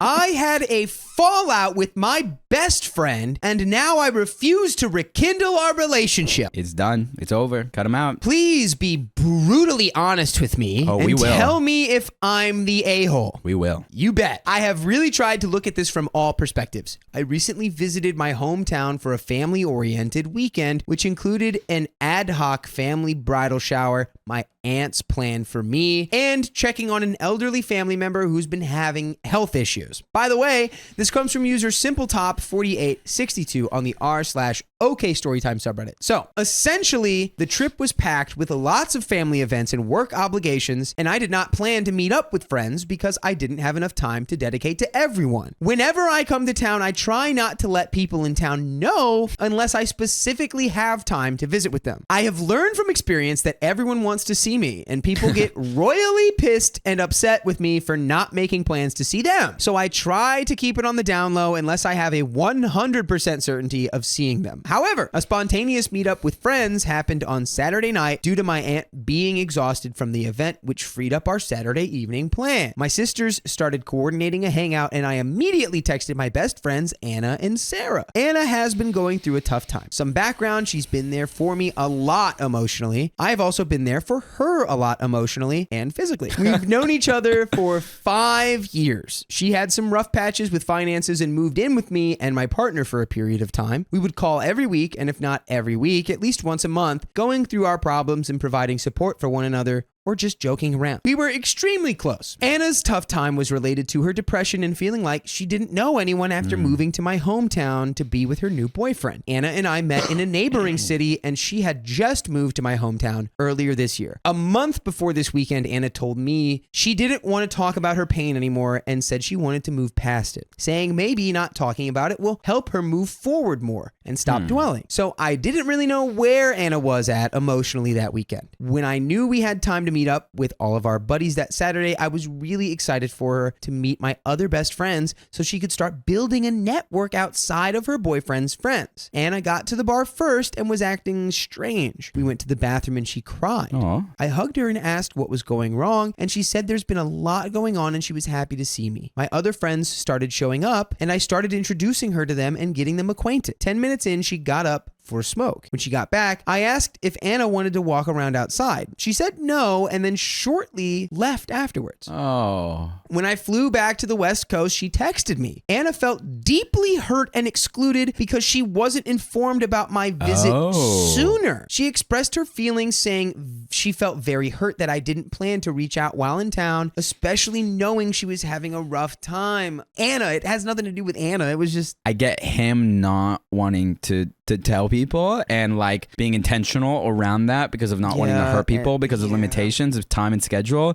And I understand her being upset and making all types of conclusions and personal stories around it. I get both sides. Yeah, just with it's just a rock and a hard place type scenario right here. It's tough. The fact that both my sisters were in town made her believe the event wasn't spur of the moment. Anna felt like an afterthought, adding that while she didn't mind others being there, she felt hurt because she wasn't invited until after others had already been invited. Anna felt like she wasn't part of the plan until it was already made. I apologized and explained the chaotic nature of the weekend. I told her, quote, the logistics of this weekend weren't well planned out on my behalf and were really directed by my aunts. I didn't intend on seeing any friends while I was in town, but Saturday night became free. I acknowledged her feelings and admitted my mistake, saying, I am really sorry and you're valid in being upset with me. I know you've been in a tough spot and I should have carved out some time for a check-in. Anna said that she would have preferred being left out entirely rather than feeling like an afterthought. This situation hurt her deeply and she needed time to recover. Anna clarified that she doesn't want to be seen as another burden and is not angry, she just needs time to heal. I said, I really didn't have a moment to breathe this weekend, and I've been traveling and moving since Thursday at 11 p.m. until I arrived back 12 a.m. this morning. I'm burnt out, rushed, and very sleep deprived. I reiterated that she wasn't an afterthought, saying, the moment I knew it was feasible to meet up with friends, I texted you and Sarah as soon as I did to include you. Despite my apology, she felt overwhelmed and needed space. Anna said that she doesn't have the capacity to deal with the situation right now because she has too much on her plate and can't handle more stress, but she loves me too. Anna added that I wasn't even going to tell her I was in town, just 10 minutes away, despite knowing she was at one of her lowest points. I offered to come back and make amends, but Anna declined, saying that she doesn't want me to try to fix anything and prefers that I rest and focus on my work. She just wants me to understand how the situation situation affected her and allow her to take care of herself. I'm leaving some of the text out, but I assured her how she felt was important to me and that I was really sorry for making her feel like a second thought. I told her I didn't want to notify her I was in town until I was sure I could see her. I told her this many times, but I gave Anna space and we didn't talk for 2 months until she texted me today and said she built new support systems, including her sister moving nearby and forming a supportive circle of women. That's great. Sounds good. I'm honestly surprised it took 2 months. I'm Yeah. hoping it doesn't turn into like I built my support system and they told me I should cut you off. Yeah. Her mother got married. Anna's improved her habits and is anticipating a promotion at work. Hey, she's winning. Despite caring for me, Anna feels emotionally defensive and unsure if our friendship can return to its previous state anytime soon. But in hindsight, I feel like I didn't do anything wrong and came at this with the best intentions. I was so excited for her to meet my other friends and felt like she would gain more of a support system. I also feel kind of used, like she found some new support systems and just replaced me. So am I the a-hole? How do I respond to this? I feel deeply hurt by this and my wedding is literally 4 weeks away and I don't know how to process or react to this. And before we answer, there's a timeline which OP thinks is important. Thursday at 11 p.m. Central, flew in. 11 p.m. to 1 a.m., checked in with family members with the medical issues. Friday at 6:30 a.m. to 4 p.m., there was work. 4 p.m. to 7 p.m., dinner with elderly family. 7 p.m. to 11 p.m., spent time with family member with a medical issue. Saturday from 6:45 to 11 a.m., drove, set up, and bought food for the bridal shower. 11 to 4, bridal shower. 6 to 9 is the spontaneous friend visit, which is the plans that were freed up by the aunt being tired. Sunday, all day, celebrated my aunt's birthday. Monday at 6:30 a.m., worked remotely. And then 2 p.m. flew out, and then 12 a.m. finally back home. All that to say, OP was not lying when they said their schedule was fully packed. I believed you. I don't really know what to say besides I ended my friendship. I tried to communicate my intentions over and over again, clearly and directly. In July, she felt like she could no longer be vulnerable with me. I replied, "We've been friends for 5 years. You said you feel like you can't be vulnerable with me, and I feel like we can't continue until you feel safe again. When you do, let's talk on the phone." In the beginning of August, Anna said she was going to call me, but never did. Then the day right before my wedding, the end of August, she said she was too nervous to call and scared we were going to fight. We have never ever fought verbally on the phone. My text responses this whole time, I've been direct, firm, clear, and sympathetic. I assured we wouldn't get into a fight and let's just talk this out over the phone. Not sure if I mentioned this, we had the family wedding in one state and having the party/friend wedding next year in another state so all of our friends can come. It just worked out logistically better for everyone. Well, I texted her yesterday and asked what's going on and that I hope she's okay. Anna says she just wants to move past all of this. I try to give her a call so we can move past it, and she says she doesn't feel comfortable talking on the phone and wants to ease back into it. Well, this is what I said. I think OP might have reached the end of the rope here. I think they're at the end of their limits, and I think they're about to go off. Anna, for most of this year, you have requested space from me over something beyond my control, which you've taken as a slight against you despite my best efforts to explain. I tried to call you yesterday and you did not answer. Before that, you asked to just move on and forget about it, which is not how I solve problems or how I believe mature adults should solve problems. I didn't need to talk about it for long or even need an apology, but I did need some acknowledgement to understand where we are and work through it. I can't accept this treatment and don't recognize the person you are painting me out to be. I have never yelled at anyone and don't understand why you're afraid of me. Throughout this entire conflict, I have clearly and directly communicated how I feel. You can read the messages. You have been treating me like I am volatile or cruel. That isn't who I am. But if that's who I am to you, I don't want to be that person. For these reasons, and after months of trying and waiting,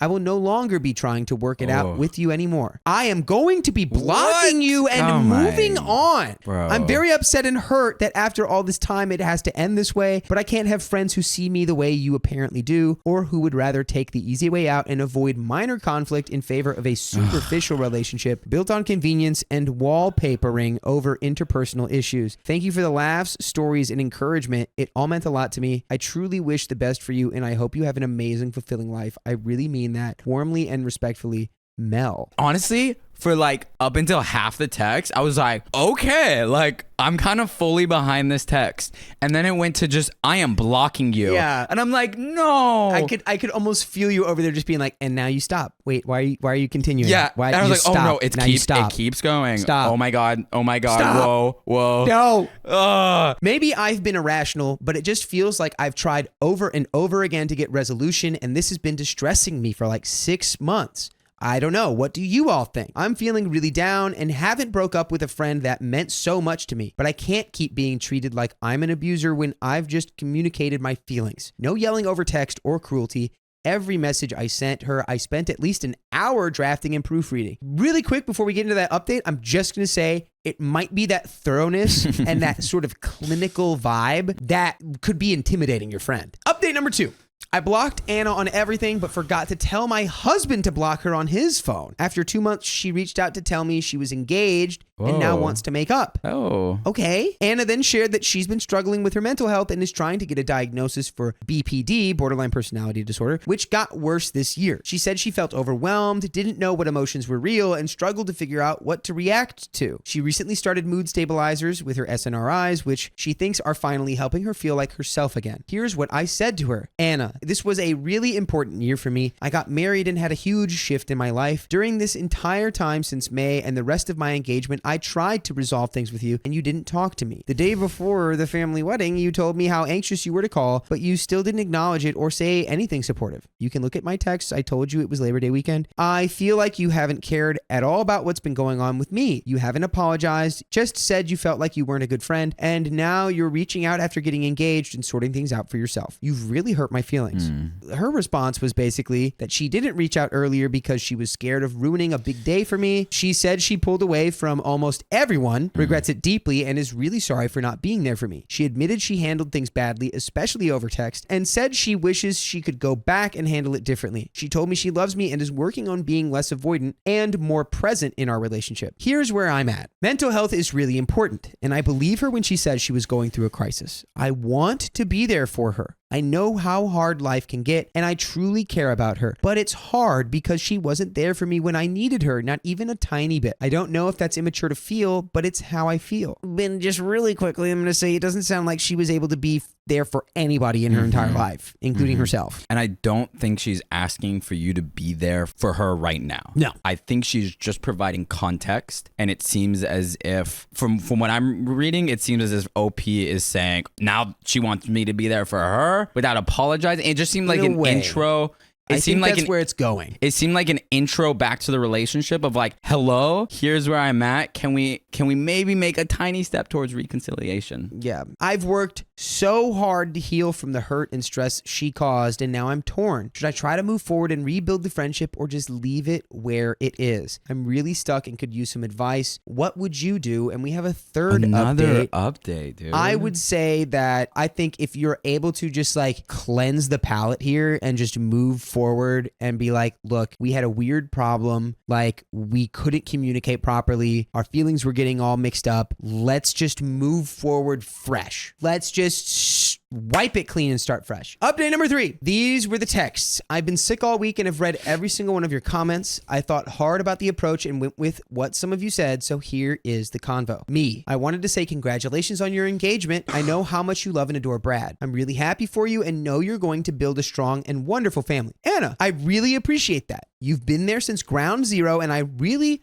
want for you to be a part of the future of it too. Me, hey, I'm really happy you're feeling better and centered. When wedding planning, things are going to get really stressful and emotional. I just did the family wedding and haven't started planning out the friend wedding yet because I'm still tired. I don't want you or I to get to a place of hurt again. And with the wedding coming up for you, it's going to get hectic and I don't want to be an added layer of chaos for you. Maybe we table this when things get to a place of equilibrium and tranquility. Anna, do you have interest in coming? Me, I don't think so. Anna, can't say I didn't try. You win. You got me. Ugh. Hurt me nice and deep. I hope it was worth it for you. Even Steven. It seems like that was Anna's last bid for connection, was coming to the wedding, and OP said no, and she was like, Okay. Right. And what's crazy again is that this just feels like another miscommunication. I know. In conclusion, it sucks, but I think you were all right. Earlier in our convo, she said she wanted to do whatever it took to make our friendship right. I felt like if we rekindled things, it would probably be best if we were in the same place after all the heightened emotions, hence the equilibrium and tranquility. I feel like if I went to her wedding, I wouldn't be my best, most authentic self. Also, I didn't want to be involved with handling most of it, which I knew I would be. I don't want to become a whipping post nor trigger anything for her at all. It hurts, but in a way, this was a clear resolution for me to end this chapter. I had my husband block her and her partner on everything. Thank you all for your advice/stories and letting me have a sounding board. I really appreciate all of you. And that is the end of that story. And sometimes things just, I think they'll both be okay. I think if this was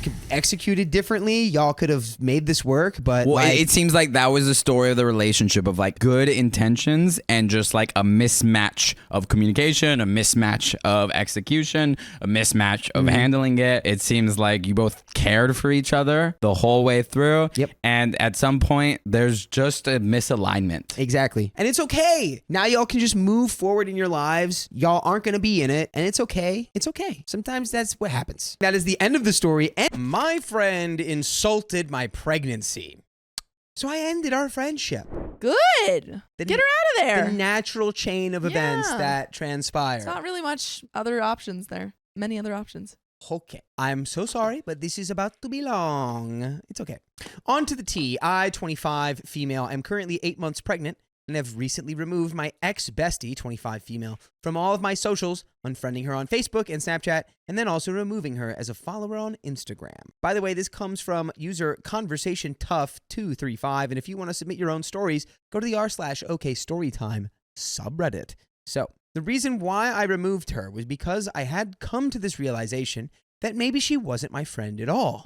But I'm also conflicted about this stance because I'm feeling major loss and sadness from cutting her off. Here is the context. Her and I used to be co-workers at a veterinary hospital at the time she had moved from a couple states over, and I was in charge of her training. We had hit it off really well, and we had exchanged our socials and numbers, eventually becoming great friends. The first instance of things starting to pop up came when there was a supervisor position that had opened up, and she was expressing to me how I should apply, how great I would be at the job, etc. Little did I know she had also applied but decided not to say anything until she was telling me about how the manager was telling her how much of a great fit she would be for the position. This stung a bit considering that I had been working there over a year at this point and she had been there less than a couple months. But I tried my best to understand and be encouraging when I found out, pushing her to go through with the process. Fast forward through the first couple rounds of interviews, her and I had both progressed and we were both doing really well, hoping that maybe they'd have room for two.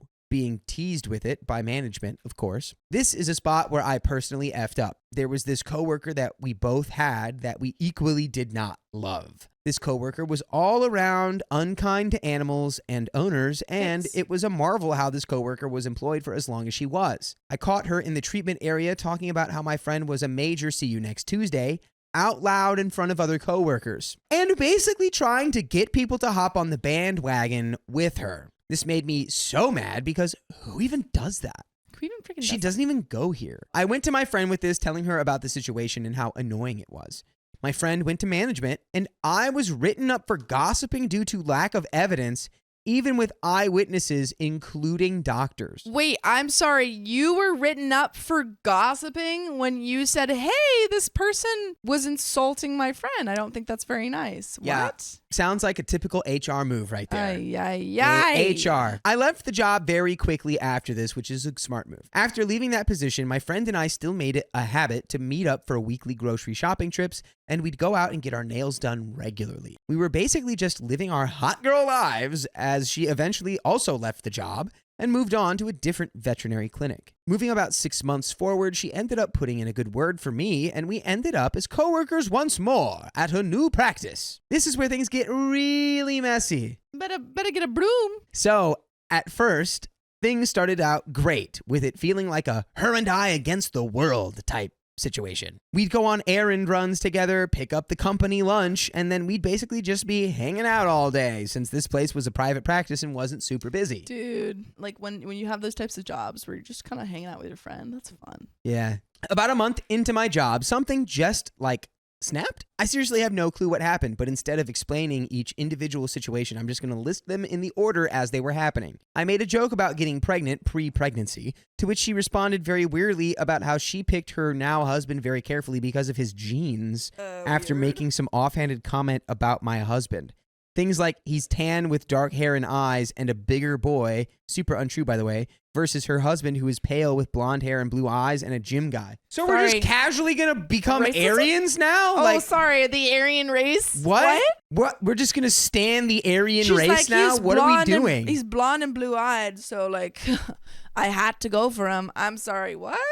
Yeah, she's like, You went for him for his genes, and then the first thing that you say is, well, he was blonde and blue-eyed. Huh? I found this really weird book called Eugenics. I don't know. It seems it's really smart, though. interesting. It's like mostly science. Like, if you read it, you'd understand. That's exactly what she read. I would ask her to help me brainstorm ideas for deep cleaning the hospital during downtime, or ask her to let me know if she needed help with anything. She would then wait until there would be a couple coworkers around to provide me with a list and say things like, I made you a list of things to do, and then basically dismiss me to go do the tasks. I wish this one wasn't so true, but she would only provide me with the list after a couple people were around. This one feels like my fault for sure, as I didn't gauge comfortability, but I once kissed her on the top of her head out of force of habit, as this is something I considered normal with my other friends, kissing cheeks, foreheads, top of head, etc. And she gave me the most disgusted look and pushed me away. I apologized for this, but received no response. I asked her once if she wanted to have a girls' night since both of our partners were out of town, and she turned me down because I like to do weird things like watch anime and play video games, even though I suggested a movie and wine night, never even suggesting said weird things. Oh, I'm sorry. I hate this person. Oh, you like weird things, which are literally the cultural zeitgeist of our time. Nice. Yeah, oh, you're a weirdo. I really hate any sort of whenever someone puts down another person's interests because it's like, oh, it's weird, it's nerdy. Shut up. I mean, I'm not gonna say them, but there are things out there that are undeniably like weird. Well, okay. Well, but you know, I feel like now everyone's gonna want me to say what they are, but I'm not gonna. I already know. I'm not gonna. You don't know. You have no idea what I'm thinking. Oh, well, I know what I'm thinking. When I found out I was pregnant, she was the first person I told, and her response, word for word, was "Yikes! Are you gonna keep it?" Oh my god! What?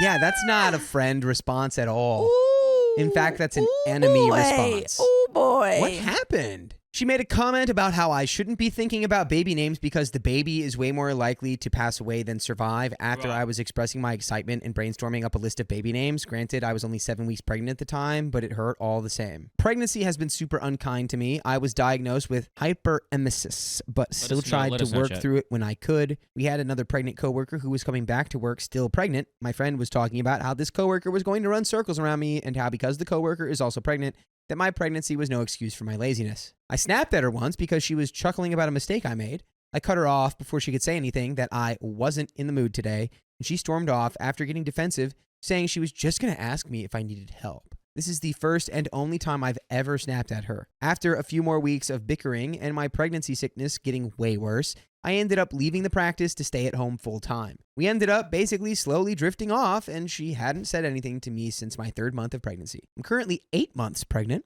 and decided that I didn't want her to be in my baby's life since I haven't heard from her in months and simply just can't shake off how our friendship ended. But with all that being said, she was really one of the only friends I had that was in the same town, and I feel guilty for cutting her off clean like this with no warning or attempt to reach out to her, since my last message of seeing how she was doing was met with no response. By the way, I want you to respond with the information that there are full episodes with stories like this by going to your podcast platform of choice, be that iHeartRadio, Spotify, iHeartRadio again, or Apple Podcasts.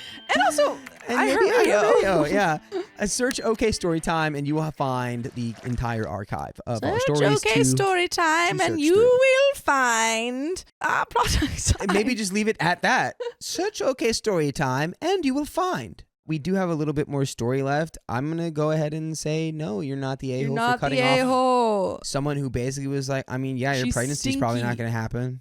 PU. That lady stinks. She's like a actual, like the most op person. Like if Yeah. someone was your opposition, It would I'd be her. embarrassed. it'd be her. Like, all Yeah, her and then this instincts, so super stinky lady is being like, "That's no excuse. Yeah. See, she's pregnant." It's like, hey, why don't we not compare pregnancies? Comparison is the thief of joy. So true. But let's finish this story off. So am I the a-hole for cutting her off completely with no warning? I know I obviously have my faults and don't want to deny that I've had my fair share of wrongs in this friendship, but I have apologized for said things and worked hard to fix them to be a better friend to her, where she had not apologized once for her actions or how she had made me feel, hoping for constructive feedback if there is any, or validation if I'm not being crazy. Comments: she sounds exhausting to deal with. She sounds like a mean girl and thrives off of being a clown. You did the right thing. You don't need that drama in your life, especially while you're pregnant. Comment 2: she hasn't reached out in 5 months to see if you and the baby were okay. That says a lot about her character. She is not your friend. Oddly enough, the people at the first vet clinic that referred to her as a major "see you next Tuesday" was right. That's You true. have a baby to take care of and yourself. Just concentrate on that. Any real friend would have been making sure you were getting enough sleep and food, helped you clean your place and washed clothes, or helped you out. She's been gone for 5 months, and that says a lot. Let it go. She's toxic to you. Imagine how jealous she's going to be of your baby. Comment 3 says, she sounds like the type that only thinks she's doing well if others are doing poorly. Big facts. And that is the end Man. of that story. And there it is.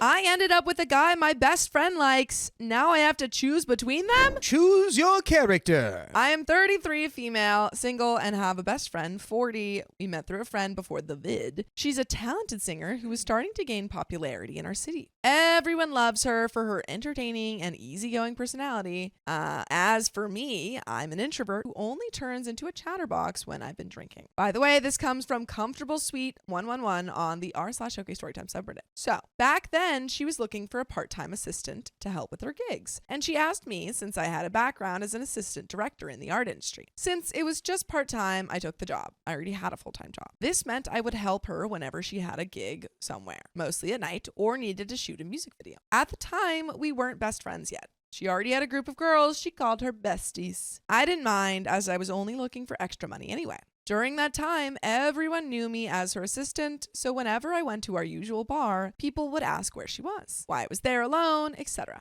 I was used to it, so it didn't bother me. Over the months, we slowly grew closer, beyond just being work partners. She started opening up to me, and I did the same. Eventually, she told me she was no longer close with those girls because they always somehow forgot to invite or inform her about things. Plus, when she broke up with her boyfriend, no one was really there for her except me. Being a people pleaser and genuinely concerned for her well-being, I stayed by her side as a friend. We became like twins, inseparable, or at least that's what people thought. Then she started demanding that I be wherever she wanted me, even during my work hours. My job was remote, but that didn't mean I had unlimited free time. She couldn't ride a motorbike, which is the most common mode of transportation in my country, and didn't want to learn again after an accident the first time she tried. So I became her driver as well. She would often call me, asking me to pick her up and take her somewhere. If we went out and she no longer wanted to stay, I had to drive her home or take her somewhere else, even if I still wanted to stay. Since everyone knew me as her assistant, they saw it as my duty. She didn't care if I was in the middle of a conversation with friends. If she wanted to leave, we had to leave. If I wanted to stay longer, she would say, I could come back after dropping her off. Why can't she get a friggin' Uber? Yeah, it's like, can't you just, I think this needs to be a side discussion, especially because it's like what everyone sees you as her assistant. Yeah, it's like, no, It's we're like, friends. what? We're friends and I do work for you on the Yeah. side. Being the people pleaser that I am, I kept doing it even though I didn't like it. I wasn't well off financially, so most of the time all I could offer was my availability and a ride while she covered food or drinks. That made it even harder for me to say no to her demands. Now to the real story. She had been dating the same boyfriend for almost 10 years. Yes, the same one she had broken up with before. They got back together. Then last year, she told me they were breaking up for good. She planned to move out of their house and live alone in an apartment without revealing her address to him. As her friend, I listened to all her frustrations about the relationship, how he had cheated on her with a girl who already had a boyfriend, and so on. I told her it was good that she had finally decided to leave him for good and warned her to never go back. This guy works in the same industry. He owns owns a bar where she still has a contract, so they pretend everything is fine in front of people. That was okay with me. They were civil, and it seemed like she was moving on. I just observed and gave advice here and there. Oh God, how wrong I was. One day, she told me he had given her a ride back to her apartment, and they ended up sleeping together. I felt betrayed. More than that, I questioned what all this effort had been for. I was mad, but in the end, it wasn't my relationship. Oh, okay, so yeah, OP's friend got back together with her ex, like hooked up with her ex.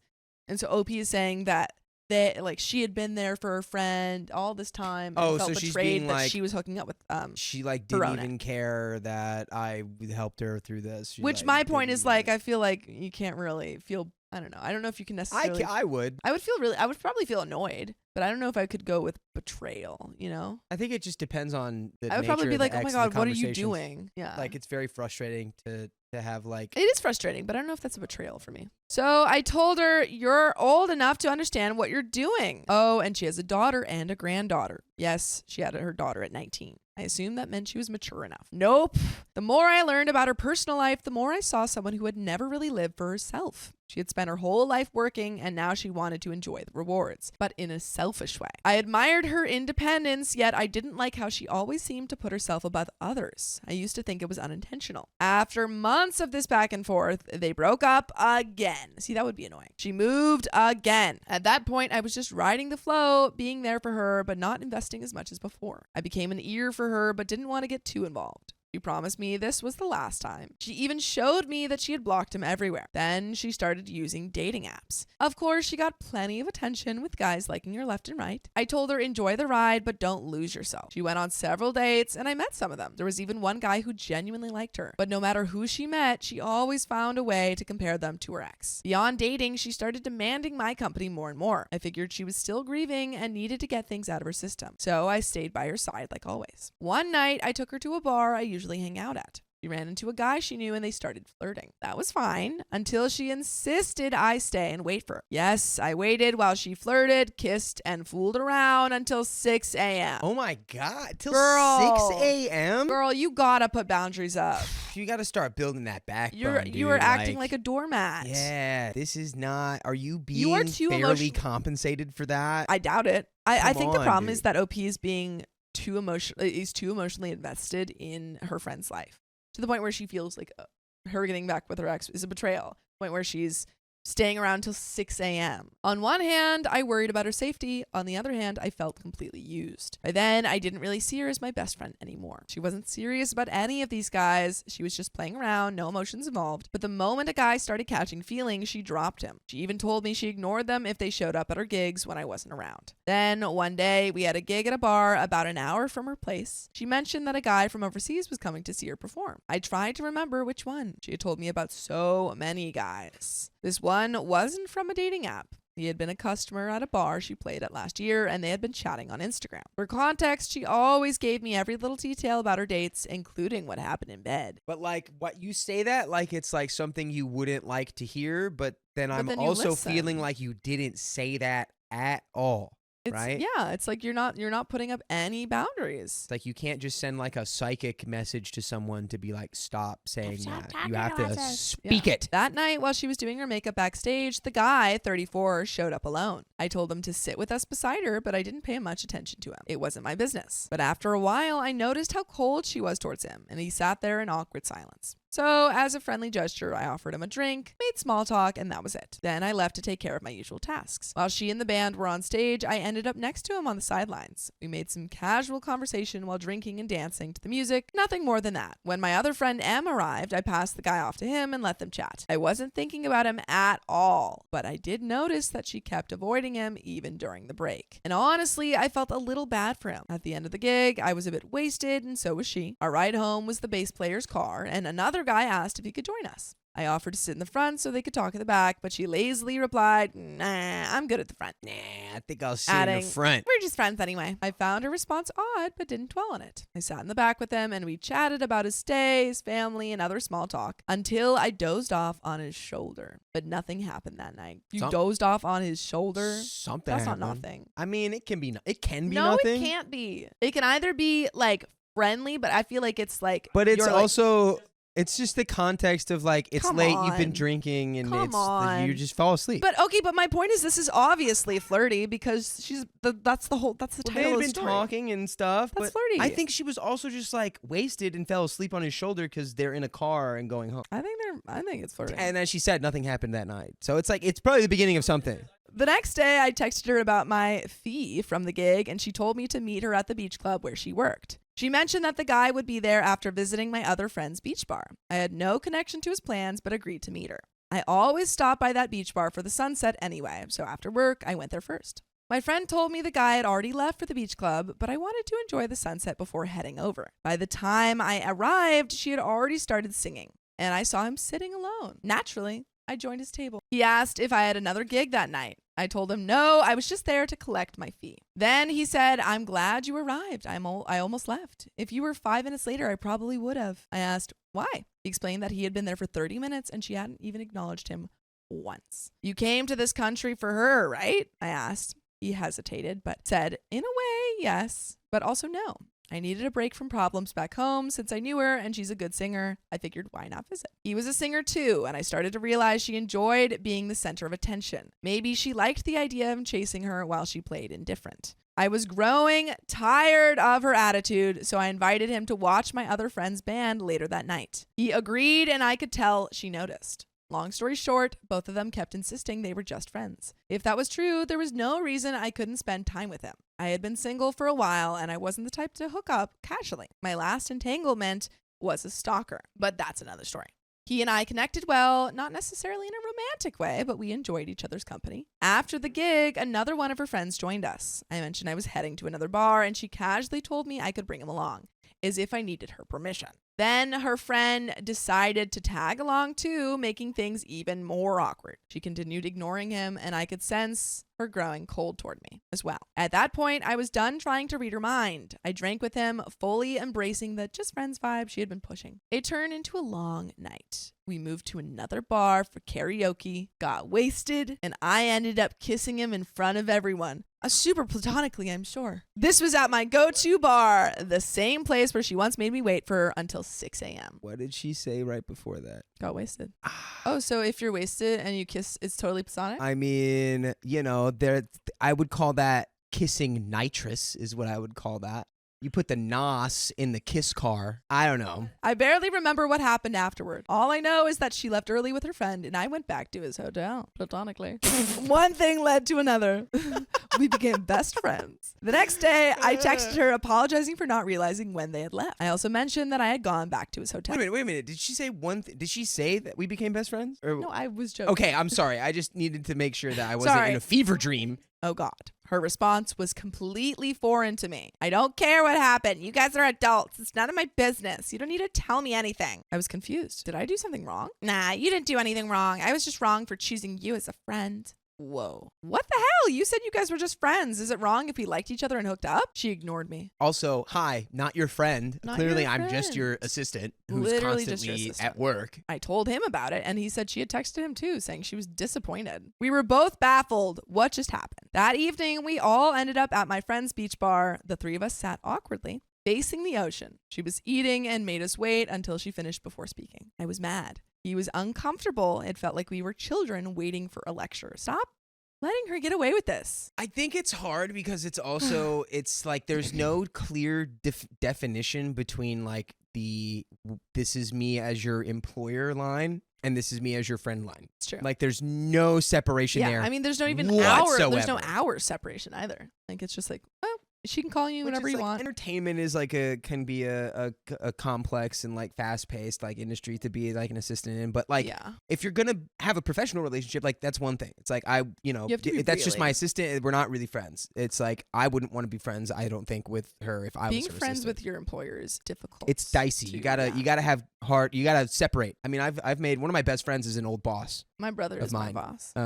Which with you that's different. But I think the reason I became best friends with that guy is because when we weren't working, it was like so clear that we were not working. Yeah. Like this is not a professional relationship right now. Sure. This is just us being friends. Finally, she looked at us and said she was disappointed. She accused me of stealing him, claiming he had come to the country for her and that I had slept with him after just one night of knowing him. He interrupted.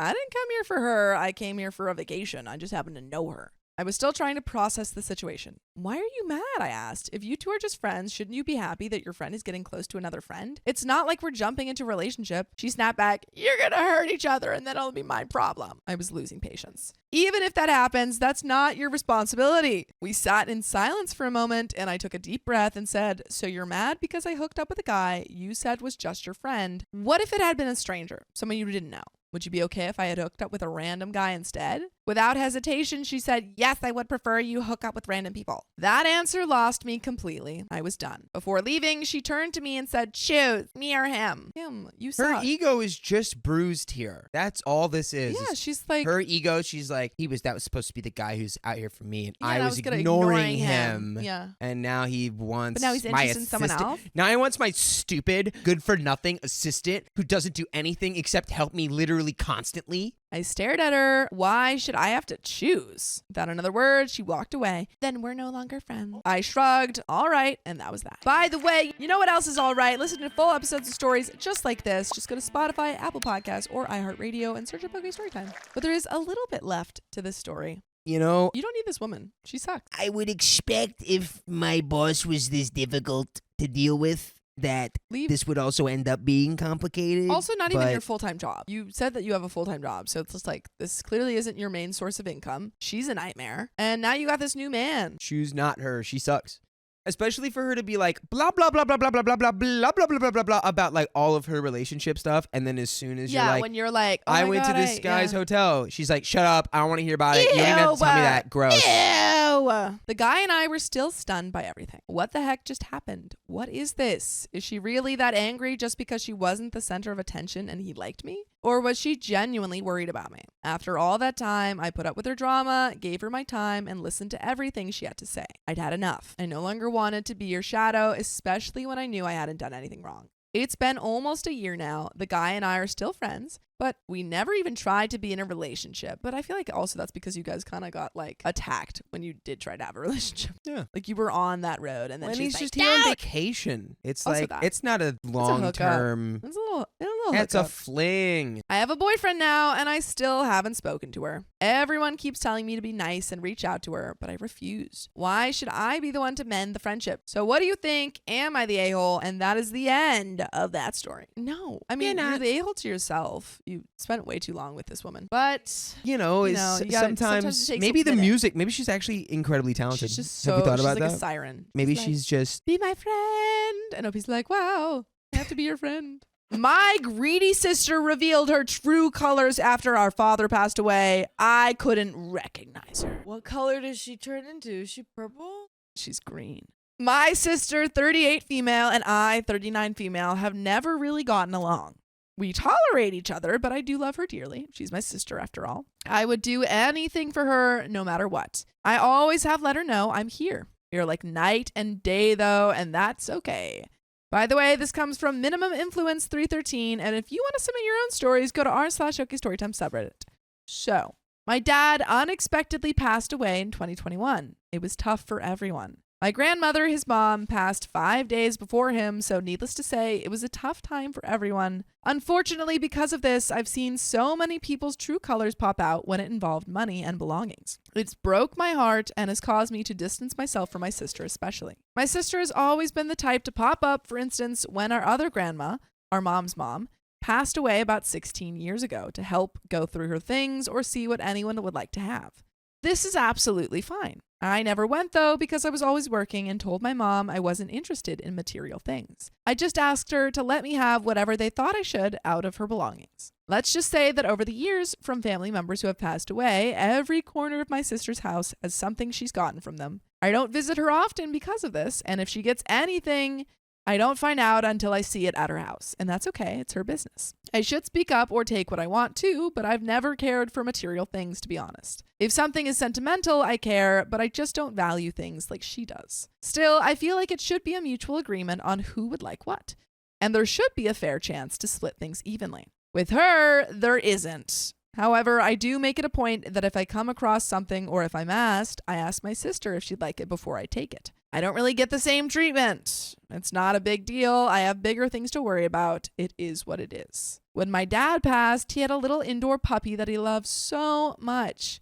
My sister told everyone, I think I should get the dog because I basically named him. 6 months later, she gave him away to her uncle who had just gotten out of jail, claiming the puppy was too mild and too much work. Recently, she got a new puppy again. Oh my God. At my dad's funeral, my mom reminded me while my sister was standing right there to make sure, as the oldest, to tell the funeral director that I'd like the flag they give during the service. A few minutes later, I saw my sister walk up front with the funeral director looking over a piece of paper and talking. Since I had just gotten over the vid, I hadn't been able to meet him before the funeral, so he only knew about me from what my mom mentioned. He was older, so maybe he forgot. I told myself, oh, I need to speak to him about the flag. I walked up and waited for them to finish talking. As I stood there, I saw her about to sign a piece of paper. Then the funeral director said to her, the flag will go to you, and she began to sign. I said my sister's name and asked, wait, is this about the flag? I thought I was going to get the flag since I'm the oldest. She put the pen down without saying a word. The funeral director looked at me and asked her, I didn't even know you had a sister. Is this your sister? I said, yes, sir. I'm the oldest. Is this paper about the flag and who gets it at the service? He replied, yes, ma'am. Here you go. I'm sorry about that. I told him, it's no problem at all, and signed the paper. You trickster. Your sister's a little trickster. Yeah, I'm glad you caught her. My sister walked away without saying a word. Later, I asked her why she did that and why she didn't tell him about me. She said she just wasn't thinking clearly and didn't remember what mom had said about the flag, not even 10 minutes before.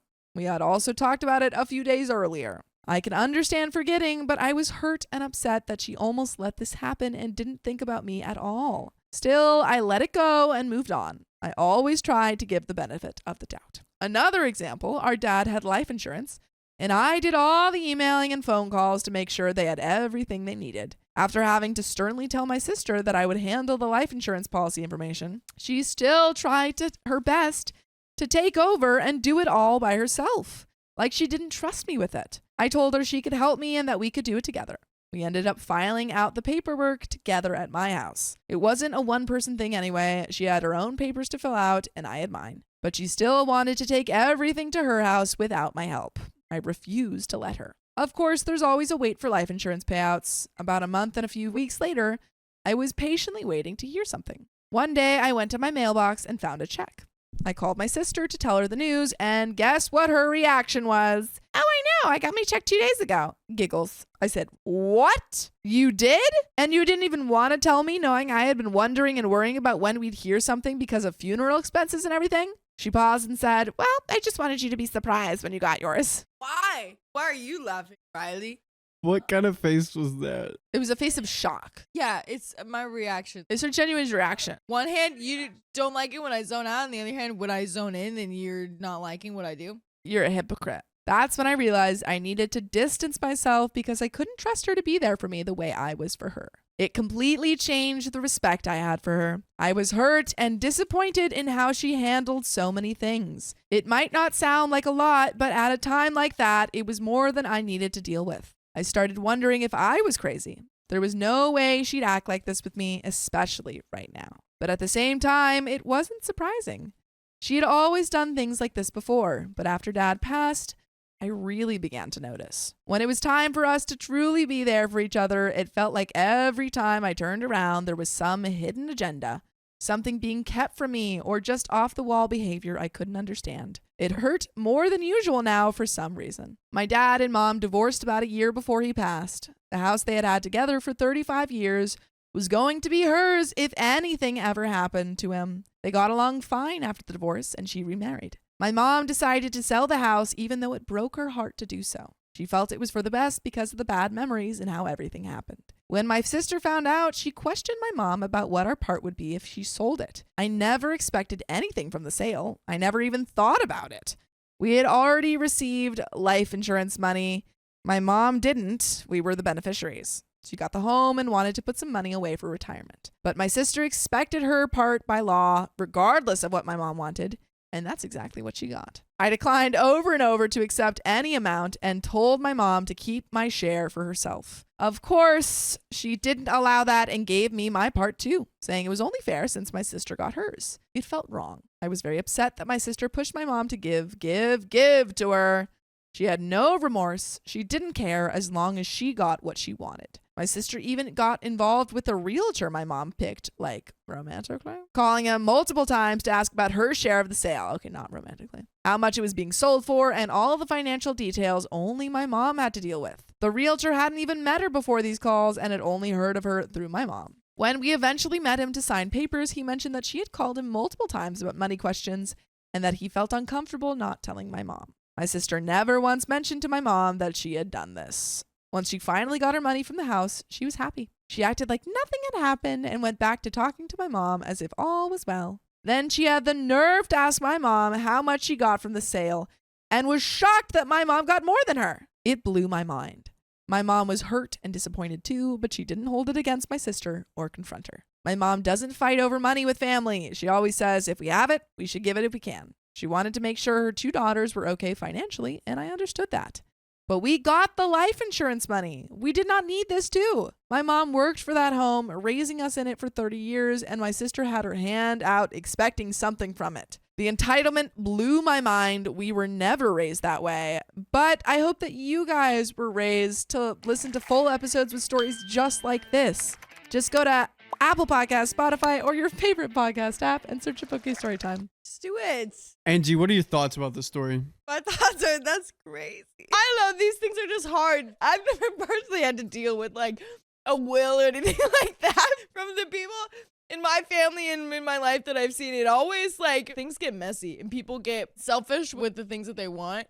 And it's like, okay, we gotta think about everyone here. We can't just have everything. Because honestly, if she wanted to like take all the stuff back to her house, obviously she was gonna like take, everything that she wanted. So good thing they didn't let her. I bet that even if she did take everything that she wanted, she wouldn't even like appreciate it or keep it. Yeah.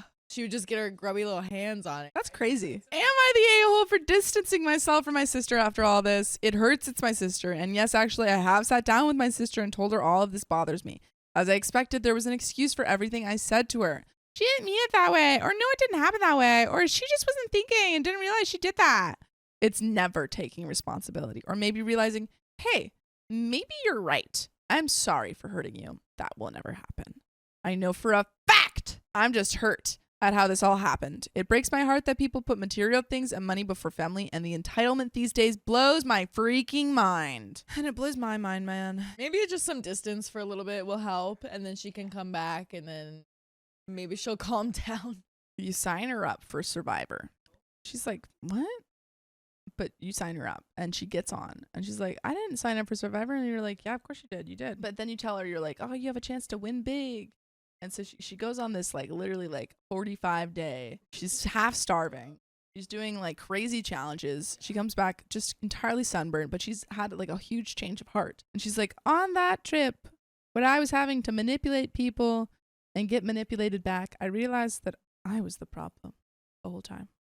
Wow. Does that happen on Survivor? People realize that they're a bad person? But I feel like she would. I got accused of cheating with a random girl. It almost destroyed my relationship. Yeah, that'll do it. Me and my girlfriend have been dating for 4 years, and it honestly couldn't have been going better up until the events of this weekend. We love being with each other, and I was saving up for an engagement ring so that I could propose in the next year or so. I would never cheat on her, and even the thought of it makes me sick. By the way, this comes from Facebook Lies. If you want to submit your own stories, go to r/OK Storytime subreddit. So this weekend, she received a Facebook message from a girl that we had both gone to school with. Neither me nor my girlfriend were close friends with her in high school, or even really friends at all. I think we added her when we first got Facebook. And you just add everyone back in those days. Yeah, I have like a billion Facebook friends from high school and college that I no longer know at all. Anyway, this is the general idea of her message. Hi, my girlfriend. I know we haven't talked in a long time, but I had to get something off of my chest. You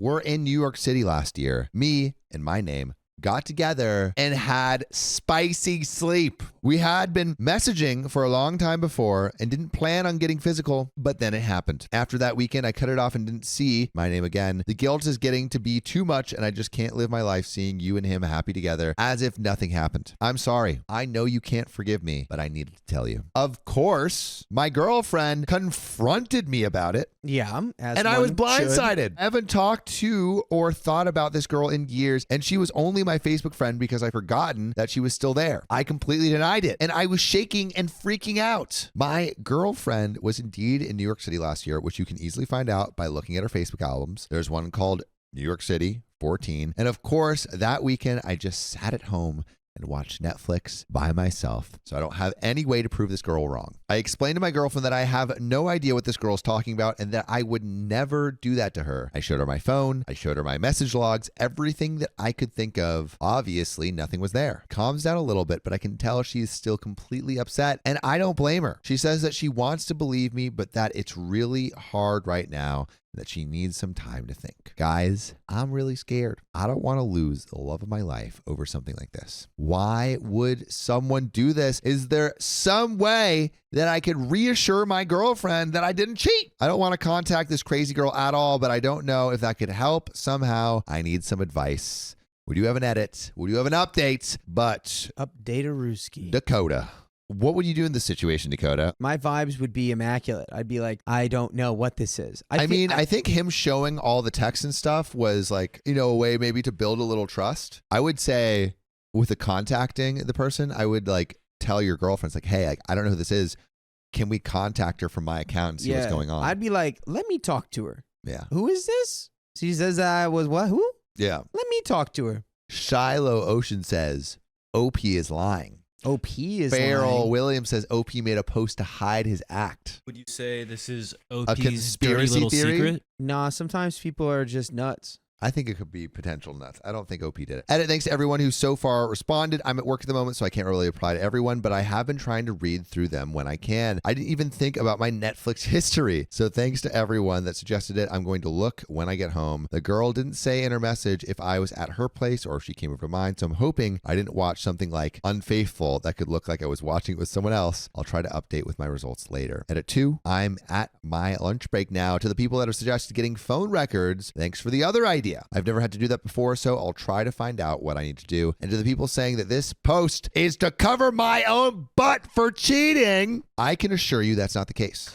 My girlfriend is not an If I showed her this and said, hey, see, I asked for help, she'd probably be extra suspicious rather than placated. I won't be showing her this. I just wanted some advice on how to show that I'm being honest, and I've gotten some good help so far. I'll try to keep you guys updated. We got some comments. We got an update. A little fire girl says, conspiracy theory, someone he actually knows used the account to catfish him and then mess with his life because they are in love with him. I think that's the most likely option. Someone's trying to break up the relationship so that they can have their chance.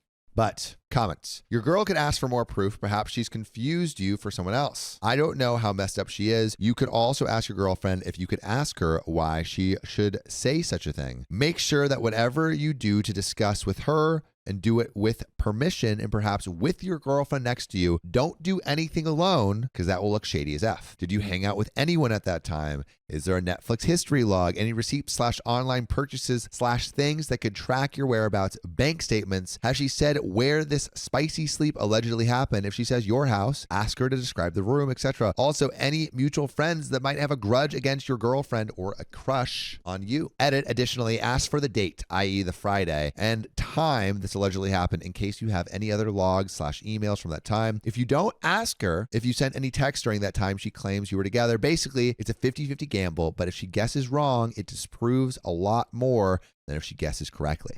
Also, what's her Facebook status, activity of that time? Maybe you can find further clues there. You got to basically nail this person down to the lie. It can't be an amorphous lie like he's cheating. No, it's like he cheated on me in his room on the night of Friday the 17th. And his room was black with little worms on his pillows.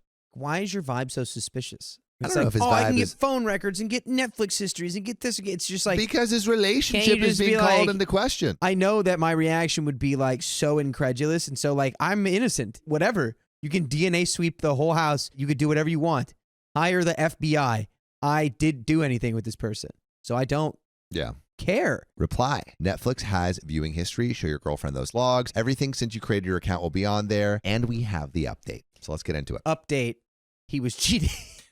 I got home before my girlfriend today, so I started looking into what I was doing while she was in New York last year. I pulled up Netflix and saw that I had been binging on Dexter that weekend and was watching it almost non-stop. As others have mentioned, that doesn't really prove anything, but I figured it wouldn't hurt my case. As I was doing this, my girlfriend arrived home and sat with me in the living room. I could tell that she was still in a weird place, but she seemed a little better. I mentioned the Dexter marathon, and she said that sounds like something I would do if left alone. I asked her to open up Facebook and bring up the message one more time so that I could process everything at once and we could get to the bottom of this. When she logged in, she had a new message. The message was from the older sister of the girl that had messaged my girlfriend.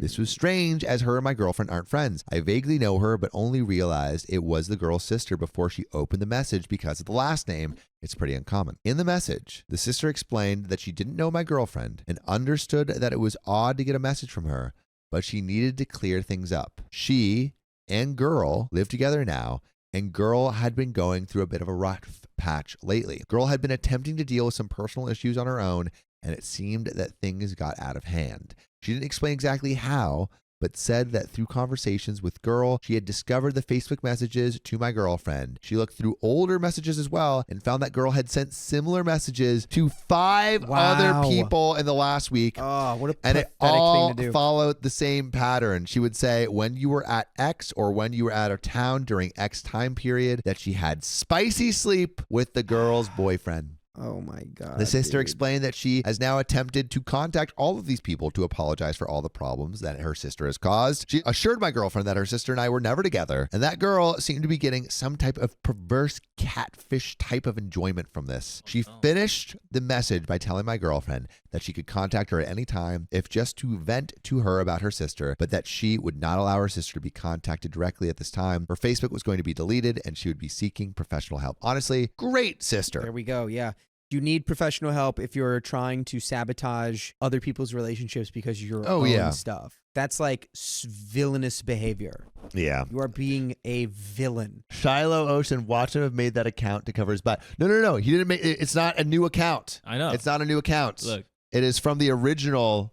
It's from the original account. They're like, no, OP is they're cheating. like, OP is cheating and covering his butt. Her Facebook was going to be deleted and she would be seeking professional help immediately. After reading this, my girlfriend broke down crying. It seemed like a lot of the stress and anger of the last few days was being released all at once. Oh, she was I upset. held her and teared up a bit as well, thinking about I was scared of losing her. When she had gained a bit of composure, she started to apologize to me for not immediately believing that I was innocent. But I told her that she didn't have any reason to be sorry. I told her that kind of out of the blue message would shake anyone and that I couldn't imagine being on her side of this. By the way, you can listen to full episodes with stories just like this if you go to Spotify, Apple Podcasts, or your favorite podcast app and search OK Storytime. There's another relevant update, which I'll go straight into. We just sat there for a while and enjoyed being there with each other. She's taking a nap now as she hasn't had a lot of sleep in the last few days, and I'm just sitting here in a kind of haze.